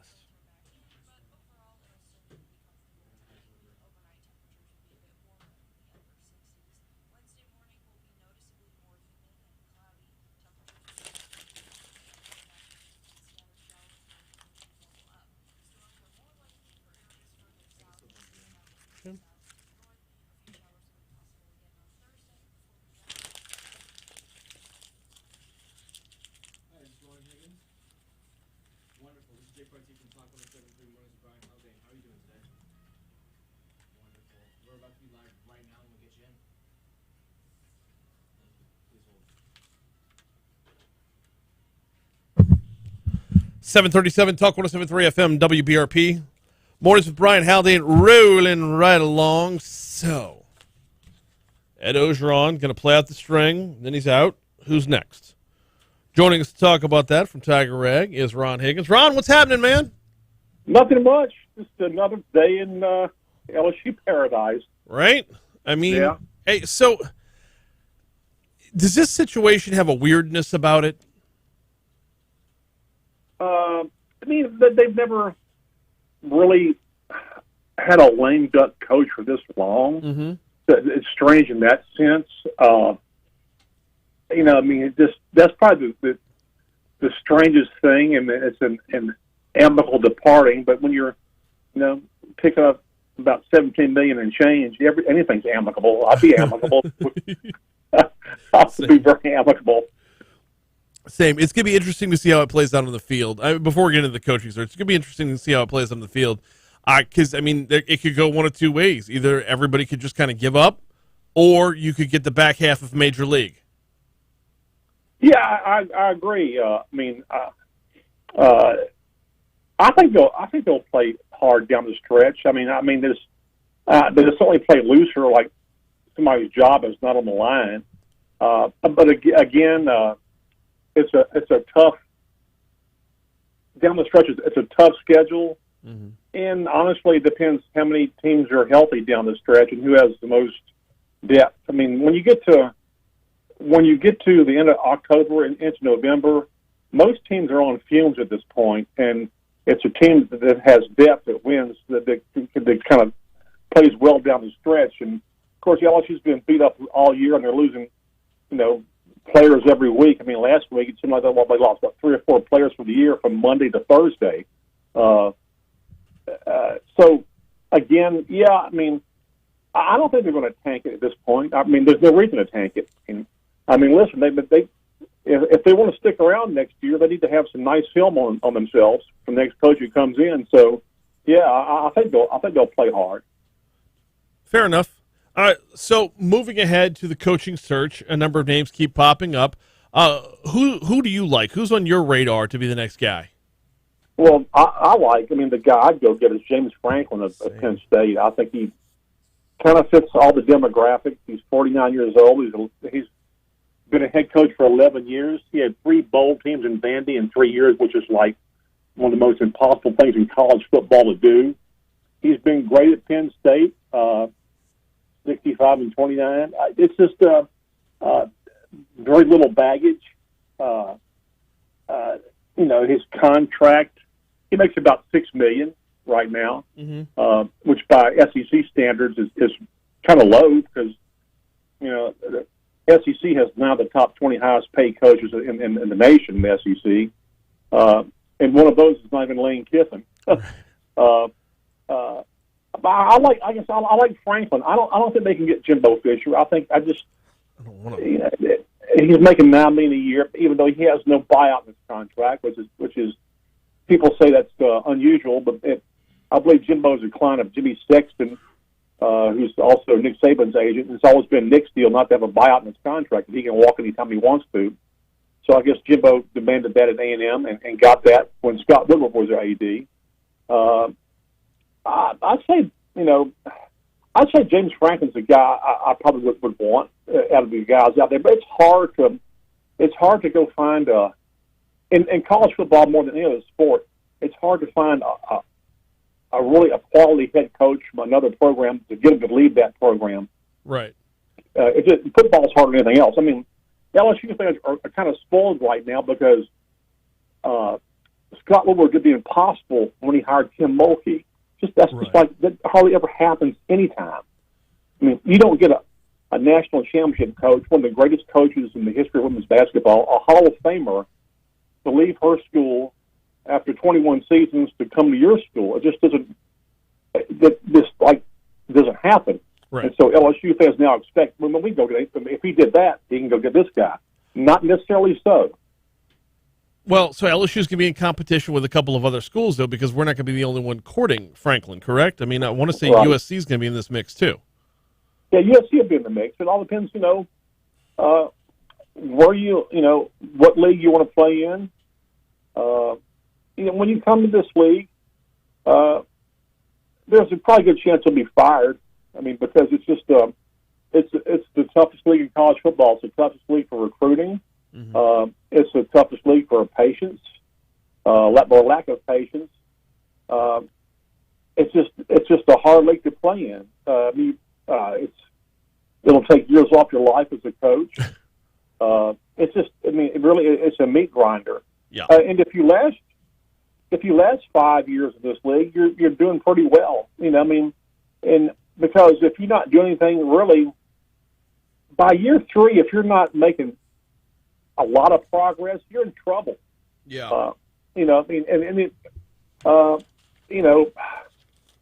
see how soon Dan Mullen's in trouble at Florida. They really haven't done, what they expected that he was going to do when they got him from Mississippi State. So again, if you're, it used to be, they would, you're pretty good after 5 years. They would give you 5 years to kind of get something done.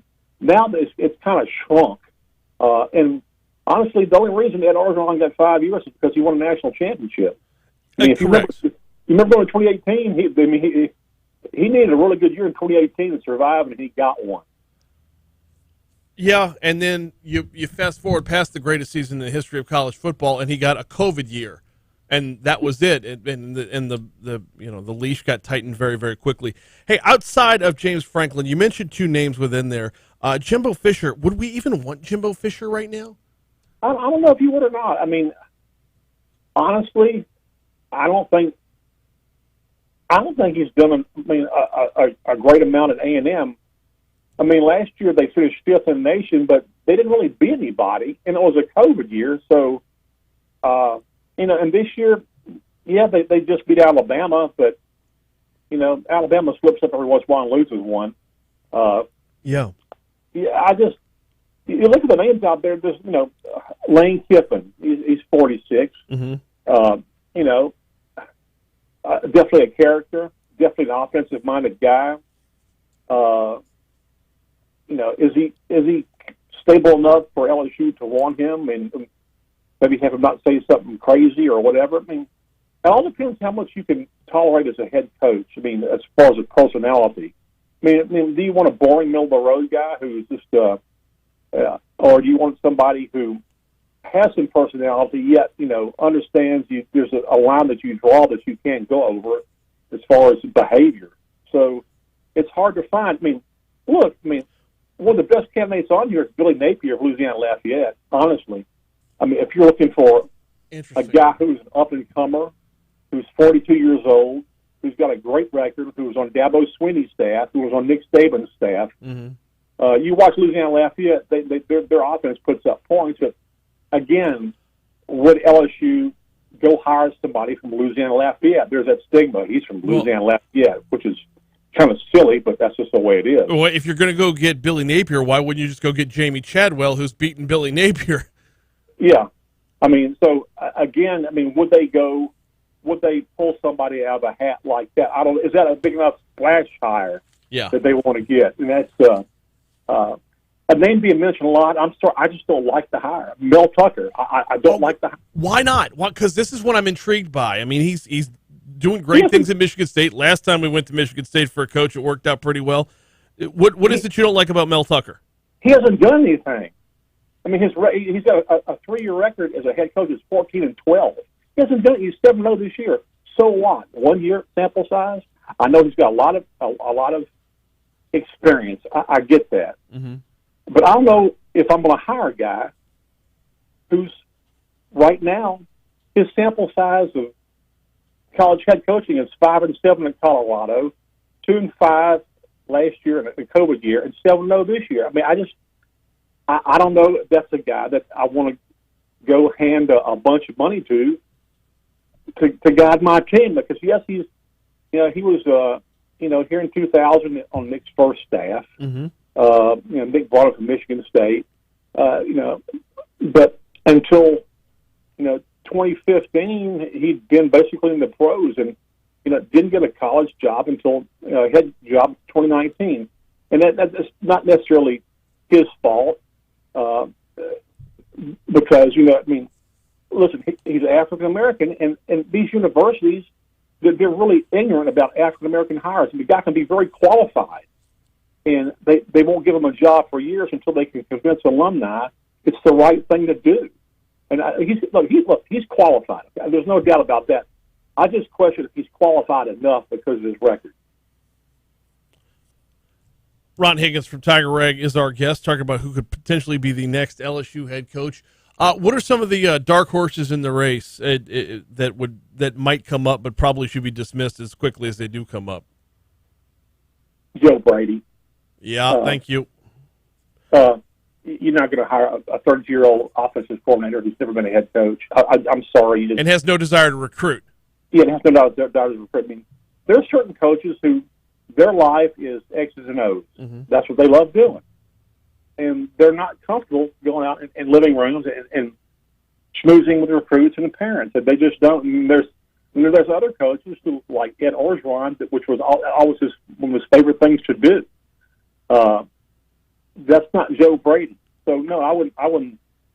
As much as he came in here and had a teamed up with Ensminger, had a great, unbelievable year.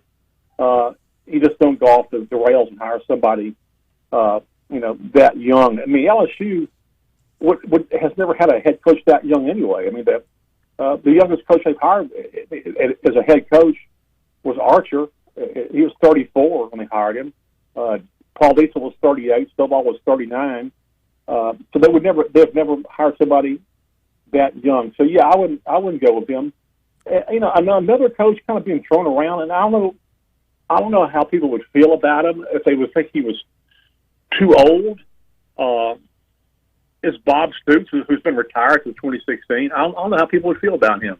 It's an interesting name, though, because, yeah, he's out of coaching for some time, but he's still Bob Stoops. Yeah.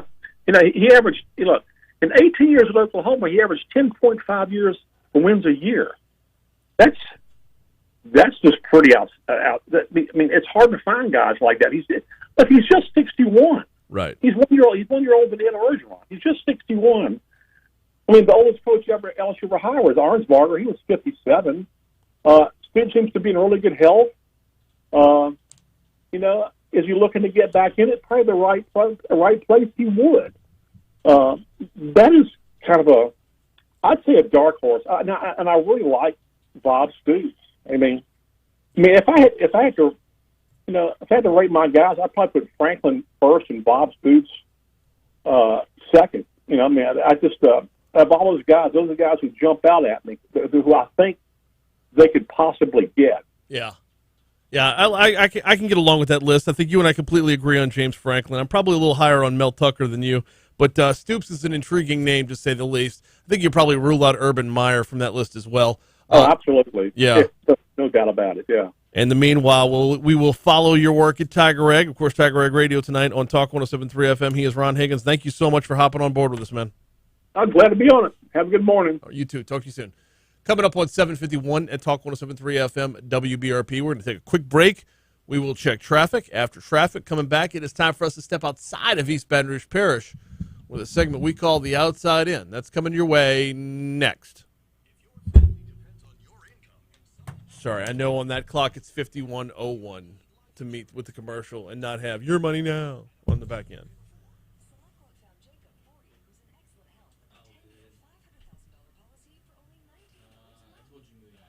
Yeah. Yeah, I just wanted to get every ounce of that as possible because, well, I'm supposed to do them within the segment they're in, so when it comes to something like that, I want all the content possible. I can push.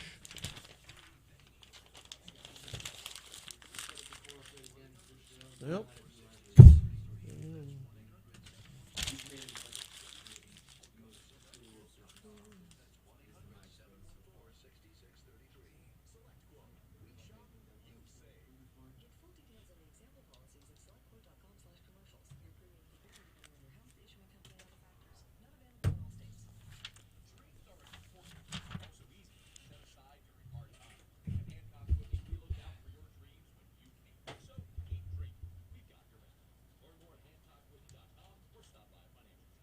See, maybe that was Mason at Vandy. Yet Franklin, he won at Vandy, and then he moved into Penn State, which I really, really like because, let's be real, you're going to have a coach who knows how to deal with the wake of a scandal.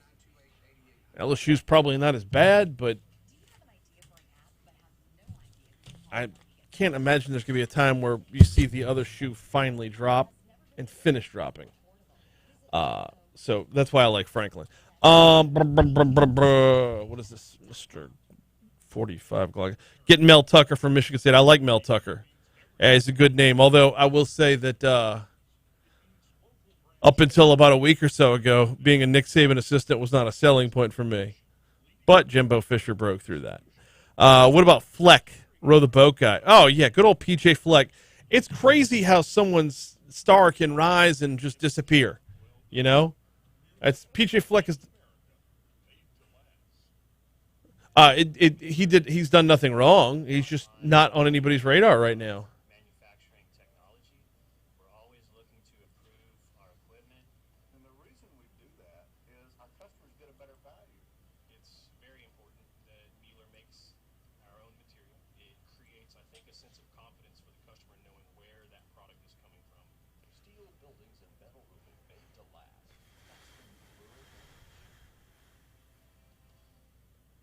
This is Skip Bergman, and as a coach for over 50 years and the father of 4 daughters, we've had a lot of happiness and accumulated lots of stuff. Dependable Storage wants your stuff.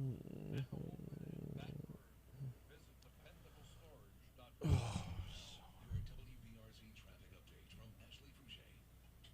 Traffic is building eastbound across the Mississippi River Bridge from LA 1 to the 10110 and is westbound I-10.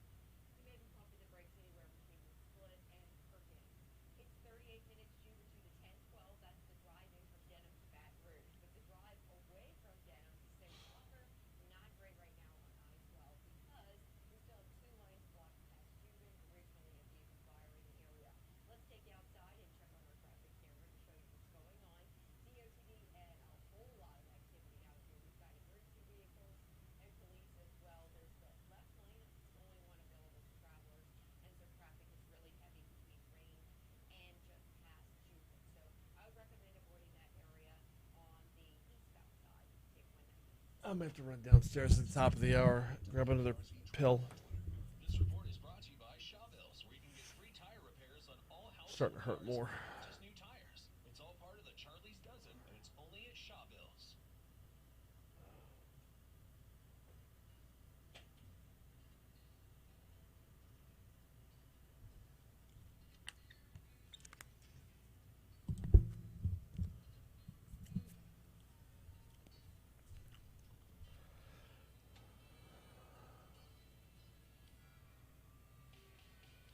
7:55, Talk 107.3 FM, WBRP. Thanks again to Ron Higgins, editor of Tiger Rag, for hopping on board with us to talk a little bit about the possible coaching search. You know what we didn't get into with Ron was the demeanor of Ed Ogeron in yesterday's Monday press conference. It just there's a sense of, I don't want to say relief, but it's kind of there. I don't think I'm out of line by saying that.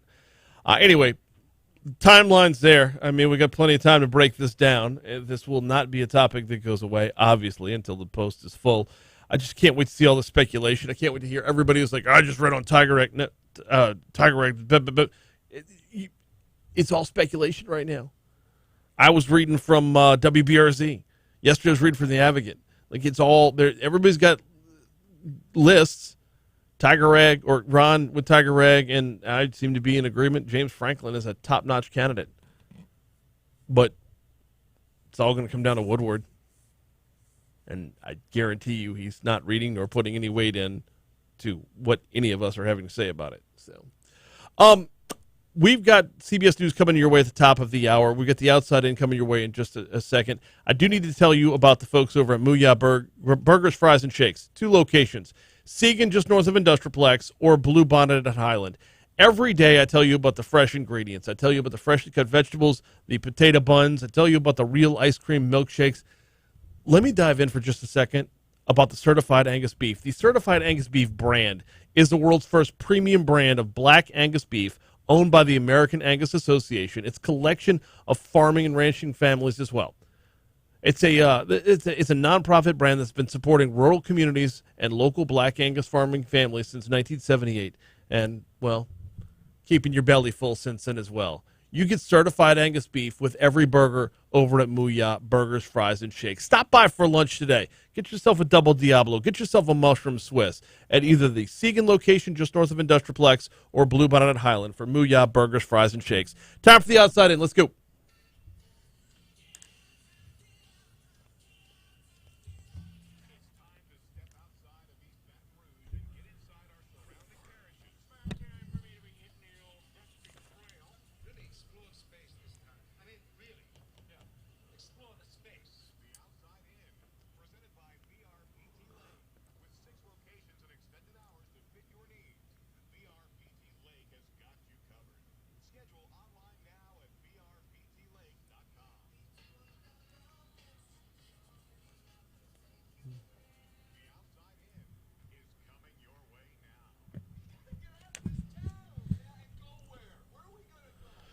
Starting off in Ascension Parish, a contract plant worker has died after an incident at a chemical facility in Geismar sent 2 people to a hospital late last week. Zachary Group, which employed the deceased worker, confirmed the worker's death yesterday afternoon. State police told WBRZ that a hazmat team was called to the BASF plant along River Road before noon Friday. At least 2 people were exposed to chemicals treated on site before being taken away by paramedics. A BASF spokesperson said the 2 were exposed to an inert substance while performing maintenance work. Zachary Group said both employees were immediately taken to the hospital. The injured employee was released after a doctor's evaluation Friday. Over to New Orleans, a city councilman with a history of driving under the influence was arrested for the second time Monday morning on a DUI charge, according to WWL-TV. News outlet cites jail records from Orleans Parish Sheriff's Office as confirming Jared Brissett's most recent drunk driving arrest. Last year, he was arrested for drinking behind the wheel during an incident that led to his crashing his city-issued car into another vehicle. Heading over to Lafayette, back on October 7th, Lafayette's police chief Thomas Glover was fired. A week later, he called into the mayor's weekly radio show on KPEL, accusing the mayor of firing him without cause. Glover says he's been told that Mayor Guillory is now questioning people in the Department of Community, looking for the reason why he was terminated. And I can't wait to dive more into this story at a later date. CBS News coming your way now. Protect your retirement. Visit safemoneyplan.net. It's 8 o'clock. WBRP, Baker, Baton Rouge, 98.1 HD3. Talk 107. I'm Deborah Rodriguez. The FDA is reportedly close to approving COVID booster shots for everyone. The agency is expected to announce tomorrow mixing and matching is okay. Vanderbilt University Medical Center's Dr.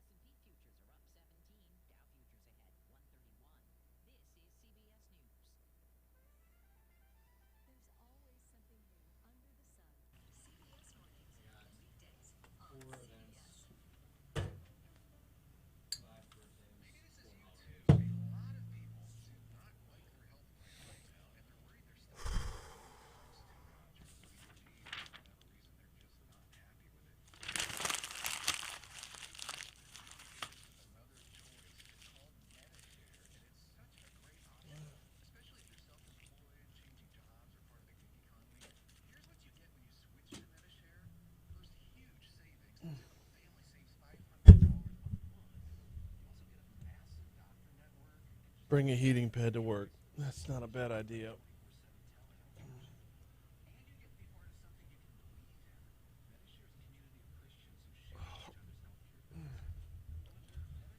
Yeah, I was prescribed some muscle relaxers, and I'm scared to take them because I'd rather be in pain than asleep, if that makes sense.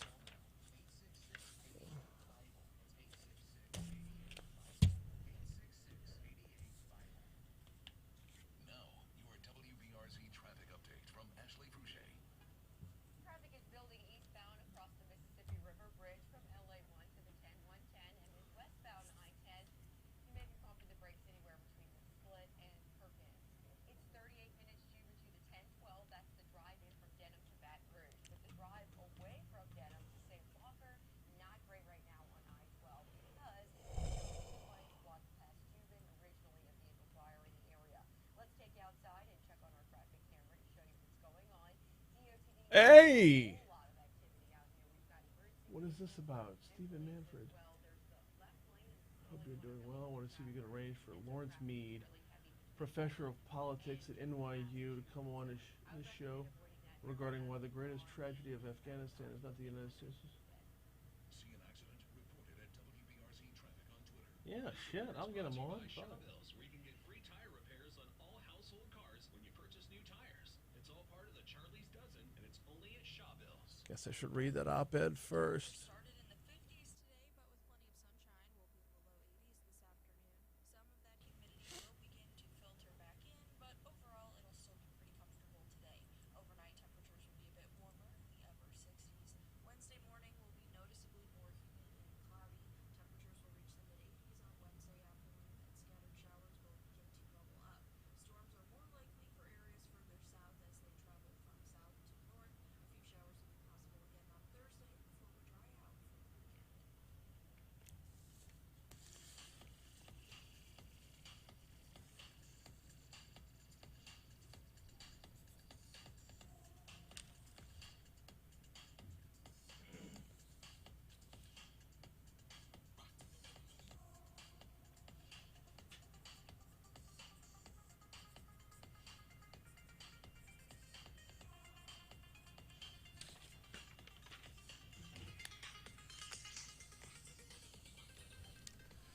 806 Talk 107.3 FM WBRP, hour 3 of Mornings with Brian Haldane coming your way right now. Brian here with you, Jake Barty producing. We got a busy hour this hour. We get Attorney General Jeff Landry going to be on the hotline next segment, and Congressman Troy Carter on the hotline after that. Going to cover a lot of ground. With the Congressman, there's a new flood risk report that shows Louisiana and District 2 in particular as looking at huge flood threats. I want to speak with the congressman about that.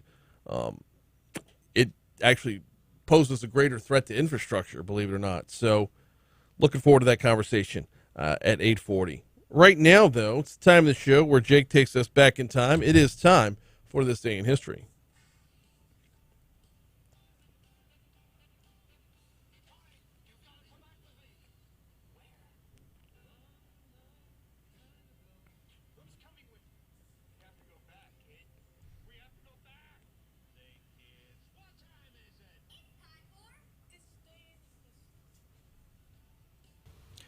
All right, so I got to preface before we start this off. There's not a lot to talk about this day in history, and not a lot of fun stuff. Okay. Not as much as I was hoping for, at least. But we're going to kick things off nonetheless. 1870, first African Americans elected into U.S. House of Representatives. Okay. Moving on, 1987. Who? Names? They didn't have names. Okay. Sorry. It's all right. 1987, Black Monday, stock markets around the world crash, including the Dow Jones stock index, which falls 508.32 points, which is 22%. Yes. 4.5 times the previous daily record. 2014, a working human intestine is generated in a laboratory from stem cells in the United States. That's gross, but awesome. Very disgusting, Yeah. but fascinating. Good morning, by the way. 2018 Halloween film reboot starring Jamie Curtis makes a record $77 million for a horror film with a female lead. That is the biggest debut any film with a female lead over 55 in the U.S. That's just because she's awesome. She is awesome. What a legend of the business. Never heard her without the middle name, though. Yeah, that's. You just said Jamie Curtis? Yeah, it's Jamie Lee Curtis. Right. It just sounds so odd without. I copied and Jamie pasted Curtis. It. As reading it, I was like, that's not right. That's not how you say your name. Exactly. That's so wrong of me. That's all the events happening, at least. Let's get Well, this one's kind of a nugget. Well, let's hear okay, it. Let's so hear it was on this day in 2001. Okay. Picture 2001, right? We're a couple months removed from we're a month and a week removed from 9/11, right? It was on this day in 2001, CBS News announced that an employee in anchorman Dan Rather's office had tested positive for skin anthrax. This was the time where we were everybody was on high alert for every form of terrorism out there, and being mailed anthrax was like scaring everybody around the country. How bizarre. Yeah. So anyway, that's not a big enough nugget to really carry on. For some reason that stuck out to me because I remember very vividly how on high alert everyone was for everything, and when that was announced, it was like, we're all gonna get anthrax in the mail. Anyway. It must have been a weird time. Yep. Let's get right to the birthdays. First up, we have Floyd Mayweather Sr. turning 69 years old today. Not the only boxer today. Go ahead. Michael Gambon turns 81 today. Albus Dumbledore. Who? Dumbledore. You ever watch Harry Potter? I do not. Read Harry Potter? Nope. What? I think my daughter's into that. I think my daughter's read Harry Potter. Now you're showing your age. That's just a shame. You're depriving I'm yourself. not 14. You are correct. I am not 14 years old. You don't have to be 14 to watch or read Harry Potter. Go ahead. Who else? Rebecca Ferguson turns 38. You may know her from Mission Impossible and I think the upcoming movie Dune. Okay, cool. Happy birthday to her. Yeah. Star Wars fans, Disney fans, Marvel fans all know this person. Jon Favreau. I mean, also Disney fans, but yeah. Jon Favreau turns 55 on this day. Happy birthday to him. Star of Swingers and PCU. Yes. Also one of Monica's boyfriends on Friends, and where else would Rudy? He was in Rudy. Rudy. Some rom-com back in the mid 2000s or something. Probably. Didn't everybody? Yeah, that is true. And John Lithgow turns 76 today. Happy birthday to him. John Lithgow, huge name. Evander Holyfield. Did you not mention Evander Holyfield? I did not. Okay, Evander Holyfield's birthday is today, as is former Cavs center Brad Daugherty. And one more. Let's hear it. Jelly Bean. Joe Jellybean Bryant, a former NBA player. You might recognize it last name. He is Kobe's dad. Wow. Yeah. More you know. Happy birthday to all those mentioned. No deaths to report. But let's get right into the holidays. First up, we have National Seafood Bisque Day. I can get down with that. I think everyone listening can get down with that. National Pharmacy Technician Day. Okay. What? That's just one of the most obscure. I've talked about a lot of random and obscure holidays so far on the show, but that is very obscure. Yeah. National New Friends Day. Make some new friends today. And finally, Evaluate Your Life Day. All right. That is going to conclude this day in There's history. no reason for that to be on October 19th, Evaluate Your Life Day. It's just I don't know. There's no rhyme nor reason for it. All right. We're going to take a quick break. When we come back, Attorney General Jeff Landry will join us on the hotline. I've got a couple different things to talk about with the AG. One of those is talking about parental free speech. Parents speaking out, at least trying to have their voice heard when it comes to, just from the press release, continuing to defend Louisiana parents and their right to free speech. Attorney General Jeff Landry requested the Biden administration to immediately cease any actions designed to intimidate parents from voicing their opinions on the education of their children. This is going to come around to critical race theory, but this isn't about critical race theory. It's about speaking up before any policies are implemented. We're going to talk about that. We're also going to talk about the IRS intrusion into your bank account and what can be done to stop it. That's coming your way next on Talk 107.3.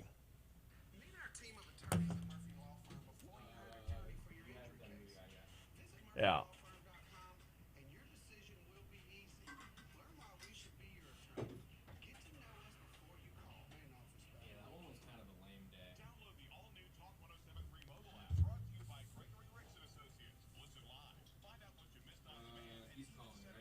It's supposed to be, yeah.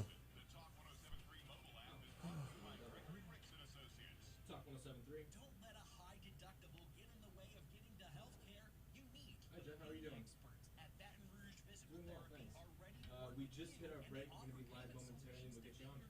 Starting therapy now can even save you lots of money down the road. So don't delay. Let the specialists at BRPT help you start your journey to pain-free today. Schedule now at brptlake.com. Be better than your best with Baton Rouge Physical Therapy.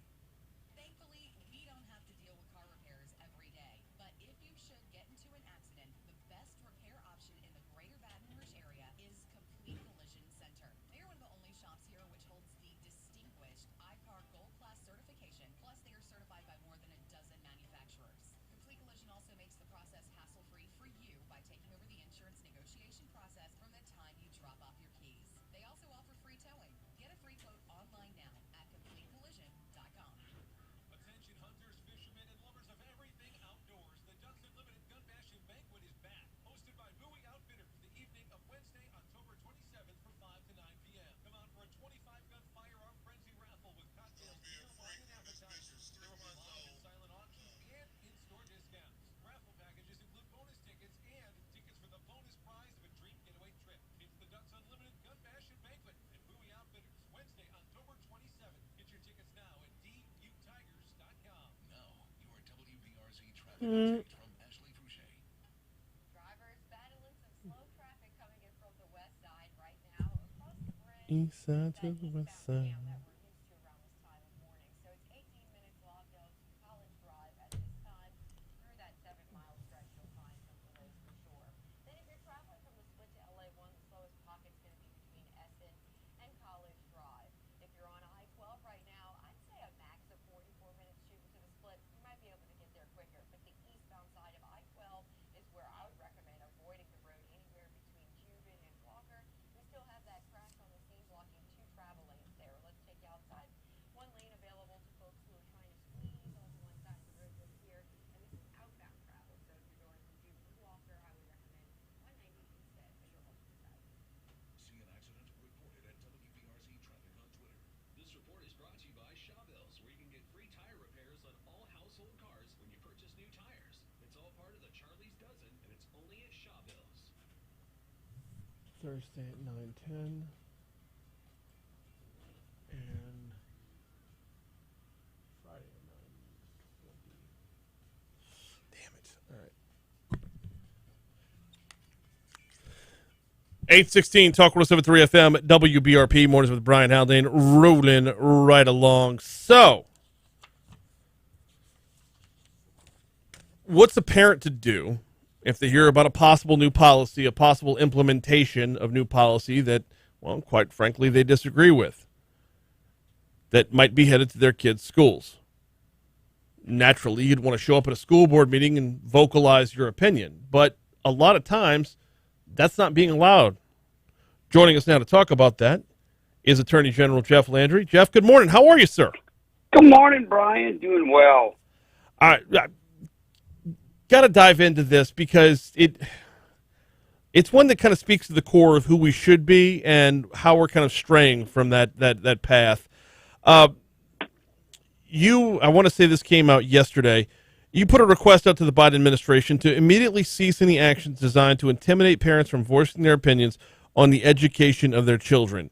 I don't want to walk all the way down to the part where we're talking about CRT directly, but this kind of is the jumping off point for that, is it not? Well, yeah. I mean, whether we're talking about CRT or any other types of educational policies that are being implemented from the Department of Ed. I remember many years ago there was a survey going around, which had been approved by the governor's office to basically survey kids as young as 10, and there was some pretty personal questions dealing with sexual orientation, sexual conduct, as early as 10. This was several years ago. I still have a copy of the survey. And so you come home, you find out that that these things are being taught or asked about in school. You as a parent have a right and to go and petition those who you elect to demand answers to why these types of policies are being implemented in our schools. I mean, that's what makes America free. I mean, the ability for us to question our elected officials and those in government is a hallmark to freedom and liberty. It absolutely is, and not just to freedom and liberty, but to good education as well. What we see time and again, the districts that show the best scores are the districts where parents are involved. So wouldn't discouraging parental involvement on any level translate to a lesser participation overall and probably worse students? Yes, I mean, look, over the decade or so of my involvement in government, serving both as a U.S. congressman and as Attorney General, people sometimes kind of look at me a little funny when I tell them that there is a movement, okay, there's an absolute movement towards making government be the end-all, be-all, to take the place of the parents, of all authority figures. And this is, again, part and parcel of that overall movement towards what I believe is really a movement towards socialism. It's not anything new in this country. It was a movement that occurred in the early 1900s, which America was able to repel back. It's happened many, many times. The greatness about America is we've been able to push back and say, look, it's not about government. It's more about the individual. And and you're right. The education of our children, parents should be involved in. Of course, you think about it. Think about it, Brian, the pushback you get from student unions and the others in the public educational setting when we talk about, things such as vouchers or things about let the money follow the child. Again, all types of policies that give parents more power and the government less, and yet we get the biggest pushback from them. No, absolutely. You know what? Attorney General Jeff Landry is our guest. Let's kind of reboot here just to go back to the basis of this. What got you started down this path? Well, and look, I think it's important, Brian, for me to say my mother was a public high school teacher. Okay, so I have the ability to, and I was educated in a public at a public high school, so in a public school setting. What got me started was the fact that initially the Attorney General, we got to go back, but way back, the Department of Ed started wanting to teach the 1619 project again, which was a CRT-based project, and it basically started to distort history. And so many of us pushed back against the Department of Ed. We were successful in that. Then the Biden administration, through the U.S. Attorney General, started warning parents that they were going to send, the FBI out to basically investigate when parents voiced their opinion at school boards, because we saw many parents going to school boards around the state and around the country voicing their objection to mask mandates, to putting masks on 5-year-olds, and other types of policies that schools were implementing. And so collectively, a number of attorney generals, including myself, began to push back against the U.S. Attorney General in wanting to implement this policy. Because again, the question is, it's an infringement by the federal government on parents' First Amendment rights. And then the question becomes, when parents want to get involved in school board elections, if the U.S. Attorney General is not engaging in voter intimidation. Right. Why? Well, yeah, because if speaking up at a school board meeting can be considered domestic terrorism, I don't think that next step is that too far-fetched. Right. Again, and so and again, if you look at the comments that the U.S. Attorney General Merrick Garland made, it was extremely problematic. It was extremely dangerous and concerning. I mean, the fact that he would say, we're going to investigate parents who want to go out there and unseat school board members who oppose their view. I mean, let that sink in, Brian. I mean, this is America. Our duty is to question the government. Well, 100%. And not to mention the fact that I don't know where Merrick Garland's office has any jurisdiction over an individual school board meeting.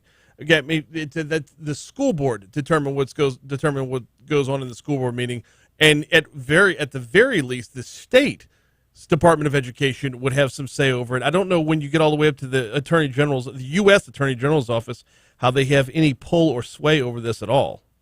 Well, again, that's because over the decades, we've allowed the federal government more and more intrusive powers, letting them involve themselves into more and more state actions.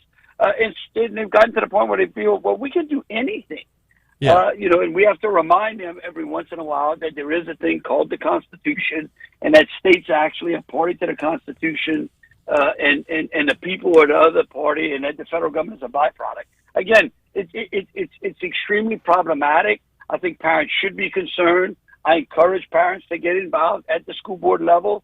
I think that the way we fix our educational system in this state is by having more parental involvement. Yes, more parental involvement. Now, I mean, along with that goes more parental control, and I think that's the crux of the whole, the fear, if you will, of the whole argument.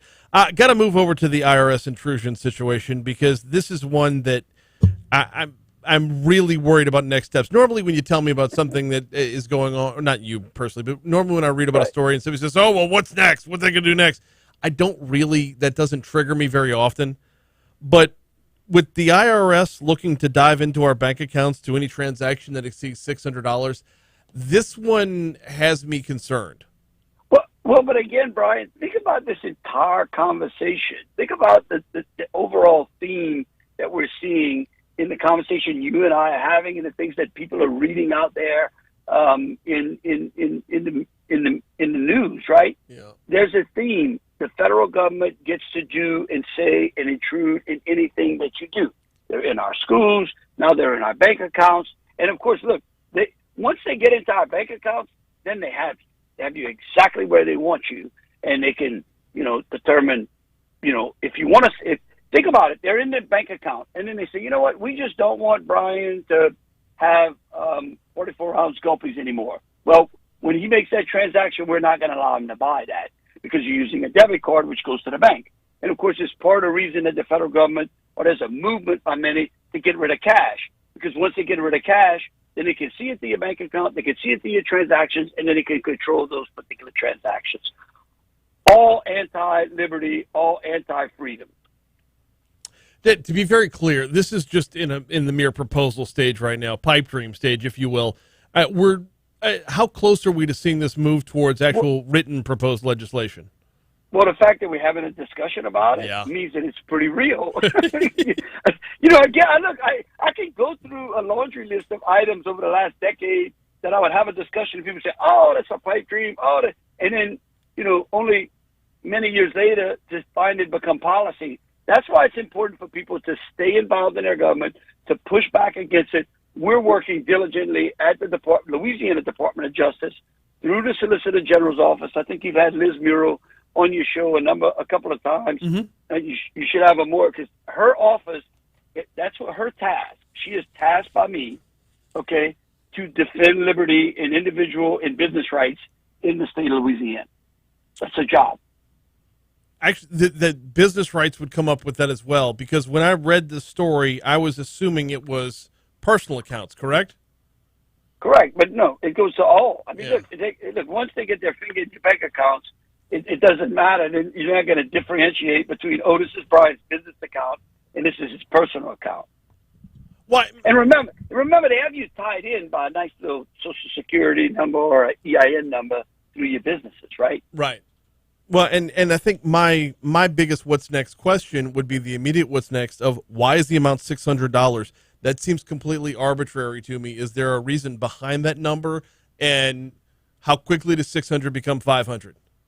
Well, I think they use 600 as a way to kind of, I think they picked 600 because any transactions over $600 seem to be pretty substantial transactions, and probably that would cover, most average Americans, right? Middle class, mm-hmm. And lower middle class on up, and that way they can, cover probably about 80% of the population. Again, it's about control. For background on the story, what is their argument? Why are they saying they're seeking to do this? Oh, they haven't said that. I mean, I haven't heard exactly how they're justifying it. They just came out and just said that they're doing it, or they want to do it. Right. And of course, it's part of Biden plan. I mean, again, look, it's things that this president has been great at basically virtue signaling exactly where he wants the country to go. I mean, make no mistake about it, Bernie Sanders is in control. This is a complete socialistic agenda. And I think people should be concerned, irrespective of where they land on the ideological spectrum. I mean, again, it doesn't matter whether you're a Democrat, Republican, or Independent. If you appreciate freedoms, you should be concerned about the actions of the federal government, and you should question the actions of the federal government today. Attorney General Jeff Landry is our guest for about another minute and a half. Jeff, got to ask you, you got 19 other attorneys general signing off on this with you. Is this, I mean, are we talking like all the SEC schools or SEC states, or is this pretty broad scope? Yeah, look, we've got a great coalition of Republican attorney generals around the state, around the country.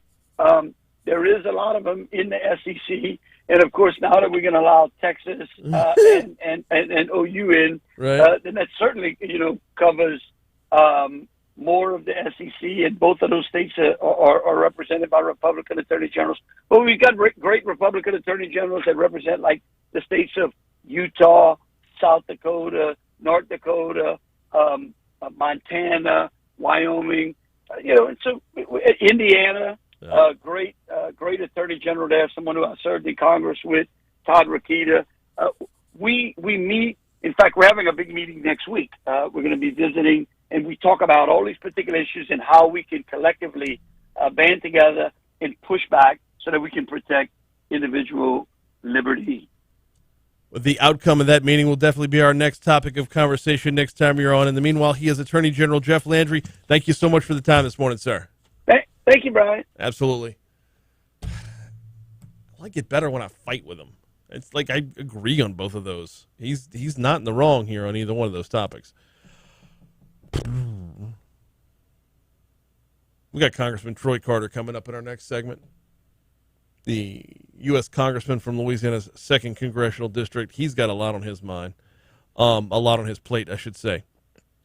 We're going to talk about flooding and the effects of flooding, not just on residences, but on infrastructure as well. But also, evictions are back, and this is going to affect his district in a big way. We'll talk about that next, after we check news, traffic, and weather, right here on Talk 107.3 FM, the new flavor of talk.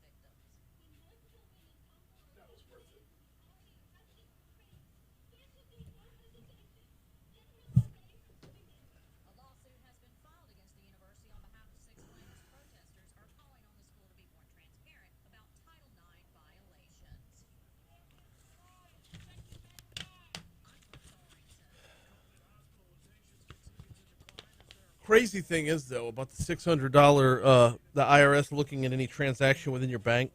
Yes, it's going to mean that it doesn't matter to the $600. They'll have access regardless, right? I'm curious to see what the fallout from that is going to be.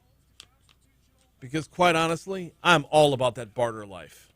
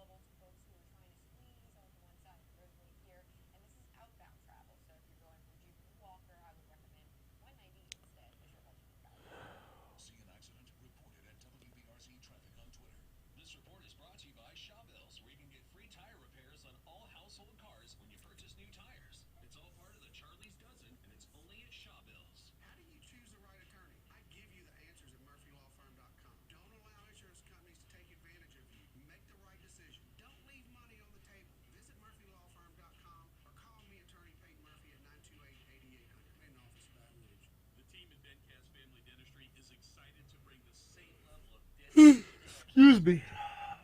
With College Family Dentistry. College Family Dentistry has extended hours. They're open until 7 o'clock and accept most insurance. No insurance? No problem. Ask them about their discount dental plan. Come meet the team at College Is Family complete Dentistry collision here? with a $59 new patient healthy mouth cleaning. Visit them online, collegefamilydentistry.com. Louisiana Body Bistro is cooking with love. Delicious Cajun goodness for lunch, dinner, or family combos to go meals. Limited dine-in or Okay. curbside pickup. Call Maybe I missed it. 225-749-6354. Louisiana Body Bistro, we're not just something, we're something else. Terms and conditions posted at textplan.us. Technical rules for recurring automated marketing messages. Message and data rates may apply. Reply stop, drop down. Terms and conditions apply. Visit ISSA online for details. Hey, how'd you like to get paid All right. to work out? Yes, I said get paid to work out. Now you can with ISSA, the global leader in personal fitness certification. If you're interested in a money-making career in fitness as a personal trainer, now is your time because ISSA is guaranteeing you will get a job. That's right, there's a huge demand for certified personal trainers right now. So once you get ISSA certified, they guarantee you'll get a job. Just text LEAD to 323232 now to get started for free. You do everything at your own pace and 100% online. Live your life on your terms. Get certified and train like you want. Full-time at a gym, at home, or as a side hustle. Whatever works for you. Don't wait another day to start your career in fitness. Get certified and start making money fast. Guaranteed. Just text LEAD to 323232 right now to get started with your ISSA certification for free. Text the word LEAD to 323232. For a hole in your roof or a hole in the roof.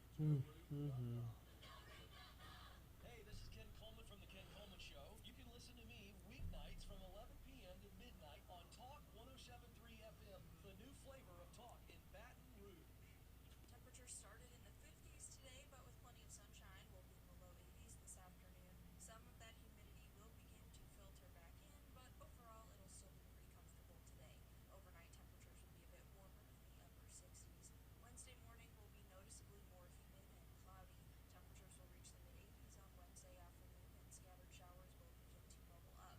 Storms are more likely for areas further south as they travel from south to north. A few showers will be possible again on Thursday before we dry out for the weekend.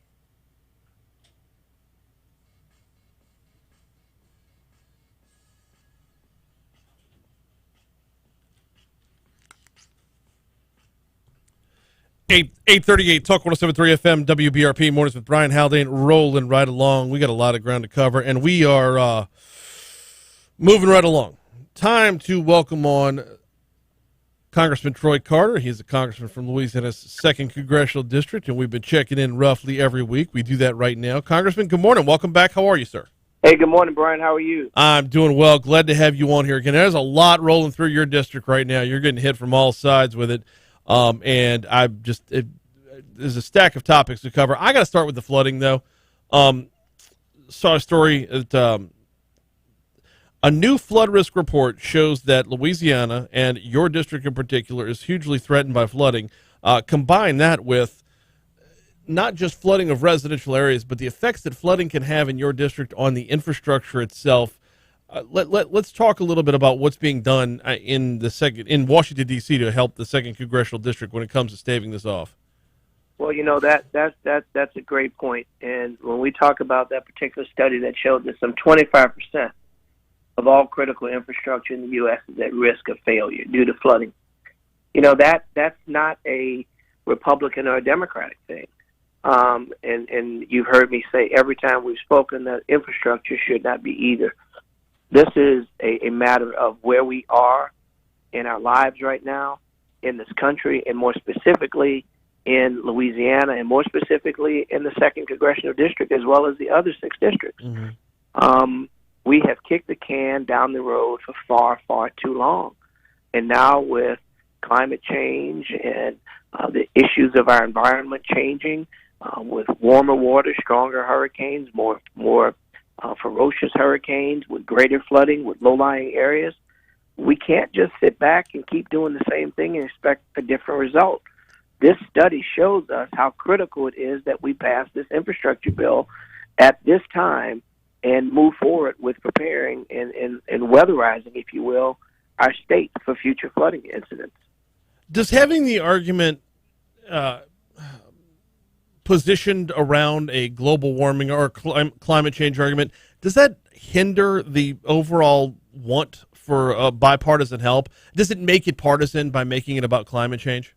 Well, that's why I said we don't even have to go there. Right. I mean, you can call it climate change if you want. You can deny it's climate change if you want. You can say this is just the natural ebbs and flows of the environment.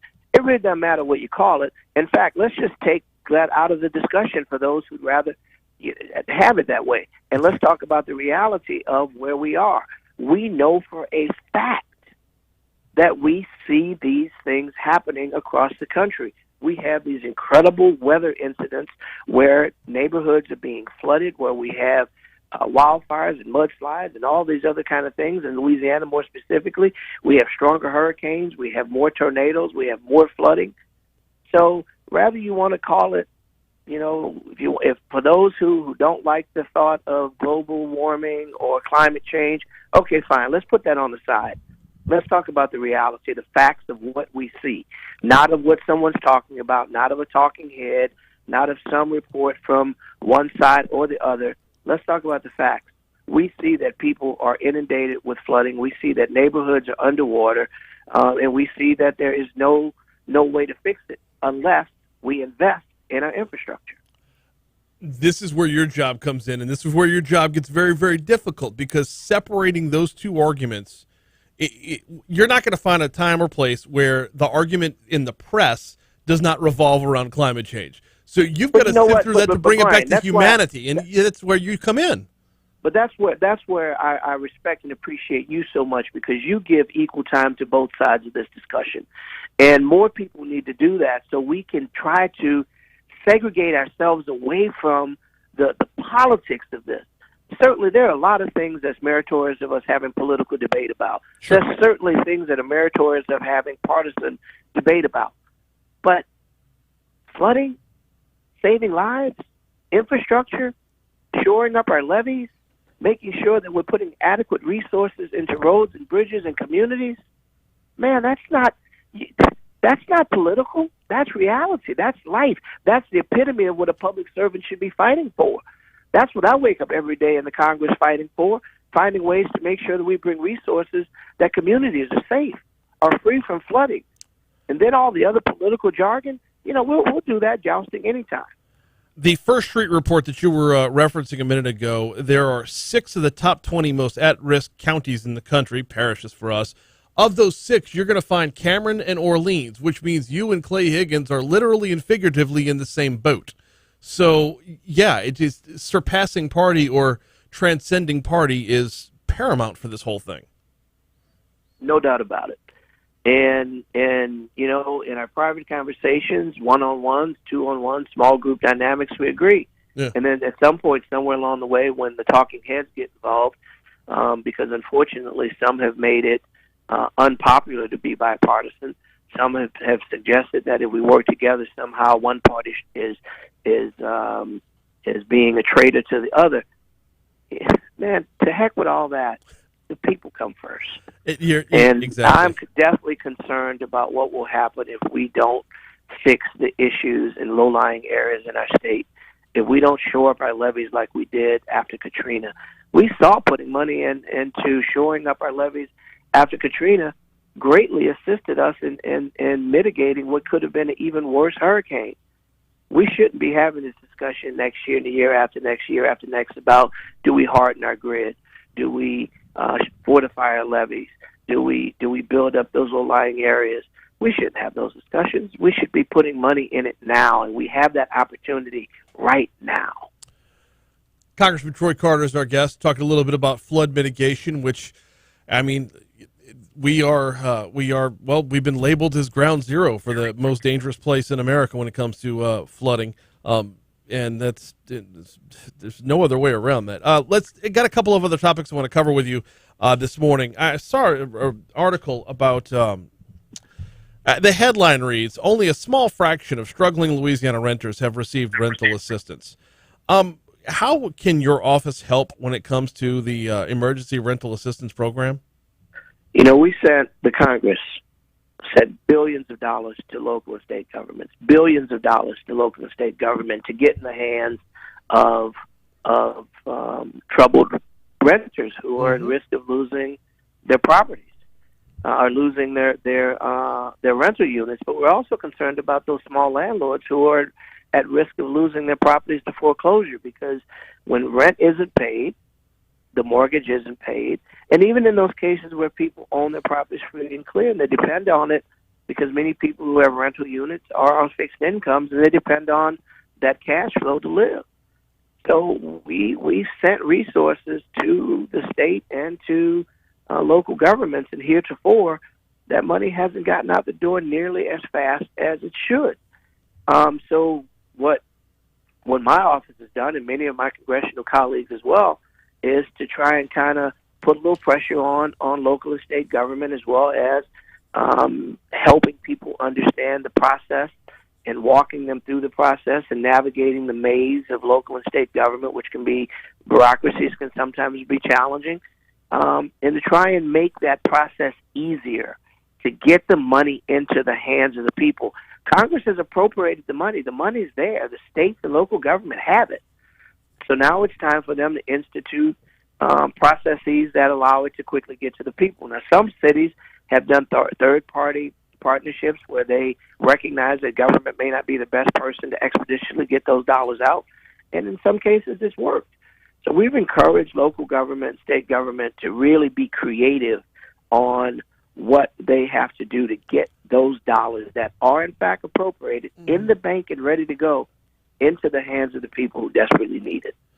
This is where I come across as heartless. Desiree Honore Thomas, she's Assistant Commissioner of Administration for the Division of Administration.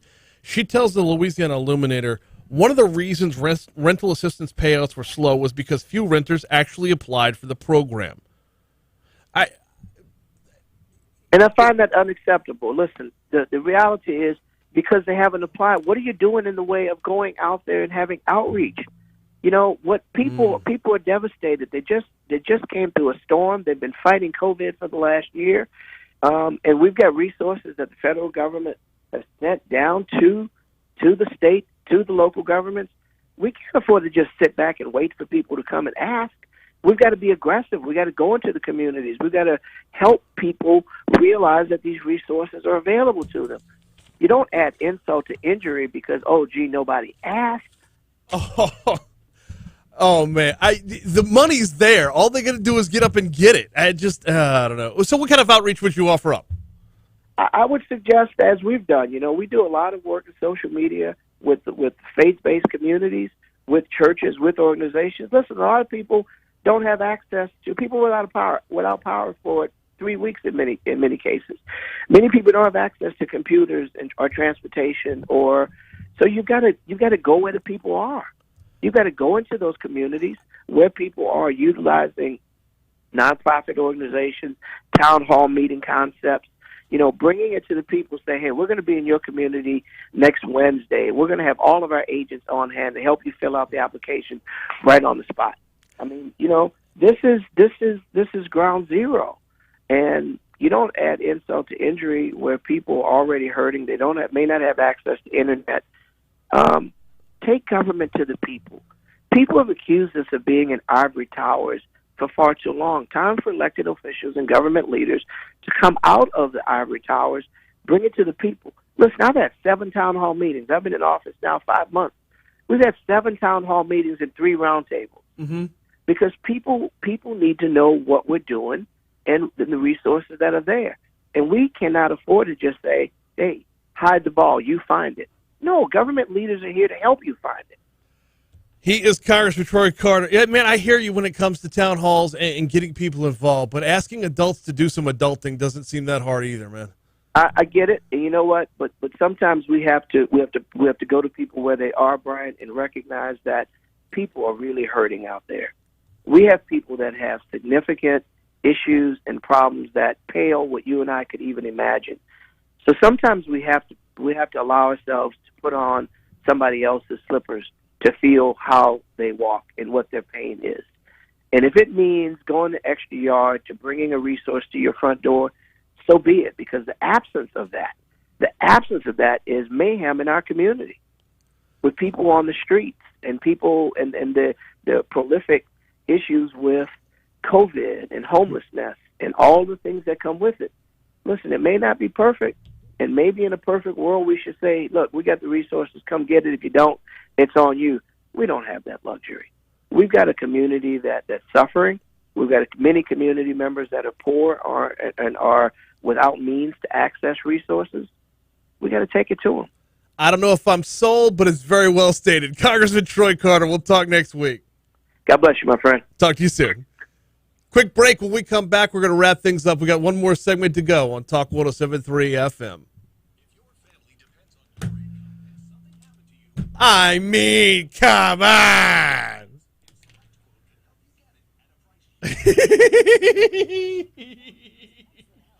Please tell the congressman that was the most fun I've had in a long time.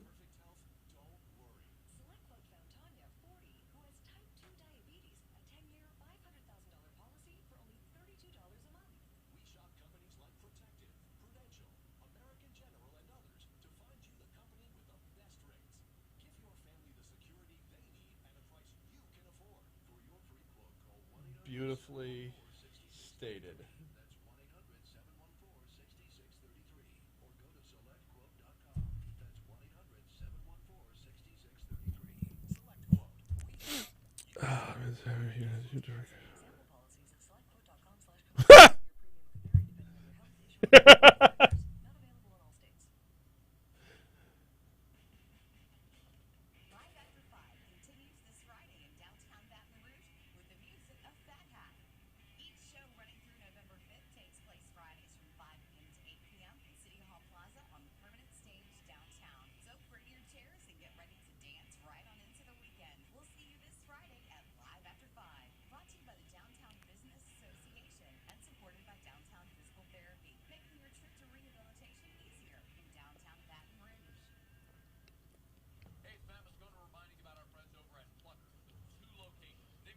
Oh, man.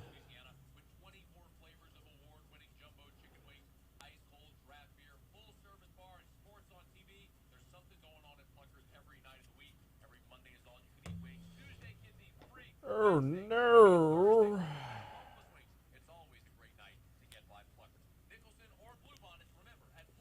Ah, he's good, though. It's fun.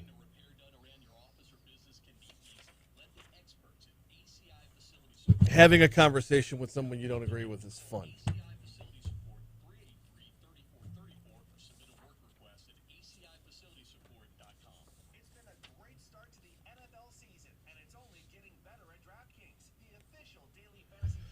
Baton Rouge General ends a bone health center at the Bluebonnet campus. I don't know anything about osteoporosis.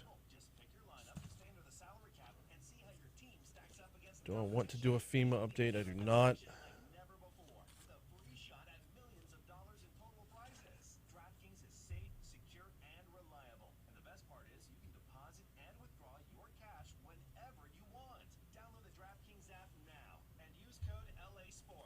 God.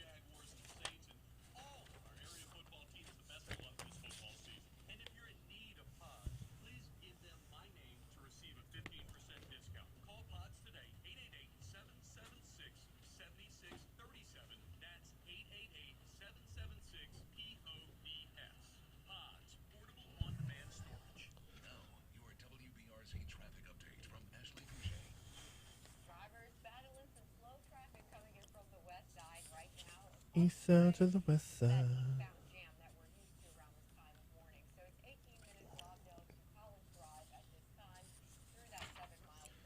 All right, this one and this one. this one.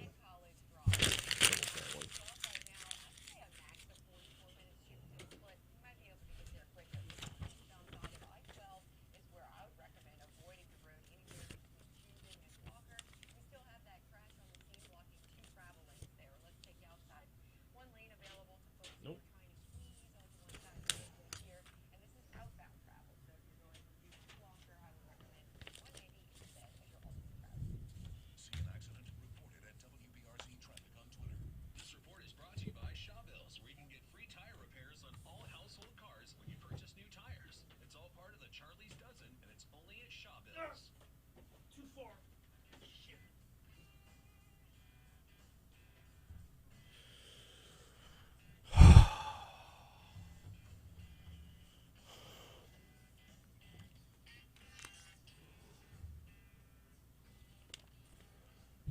856 Talk 107.3 FM WBRP. Thanks again to Congressman Troy Carter for hopping on board. It's fun to talk to people you disagree with sometimes. It's good conversation. It'll be available on demand at talk1073.com shortly after the show. Hey, need to remind you about the folks over at Complete Collision Center. They've got 2 locations, Plank Road and Zachary. Perkins just east of Blue Bonnet as well.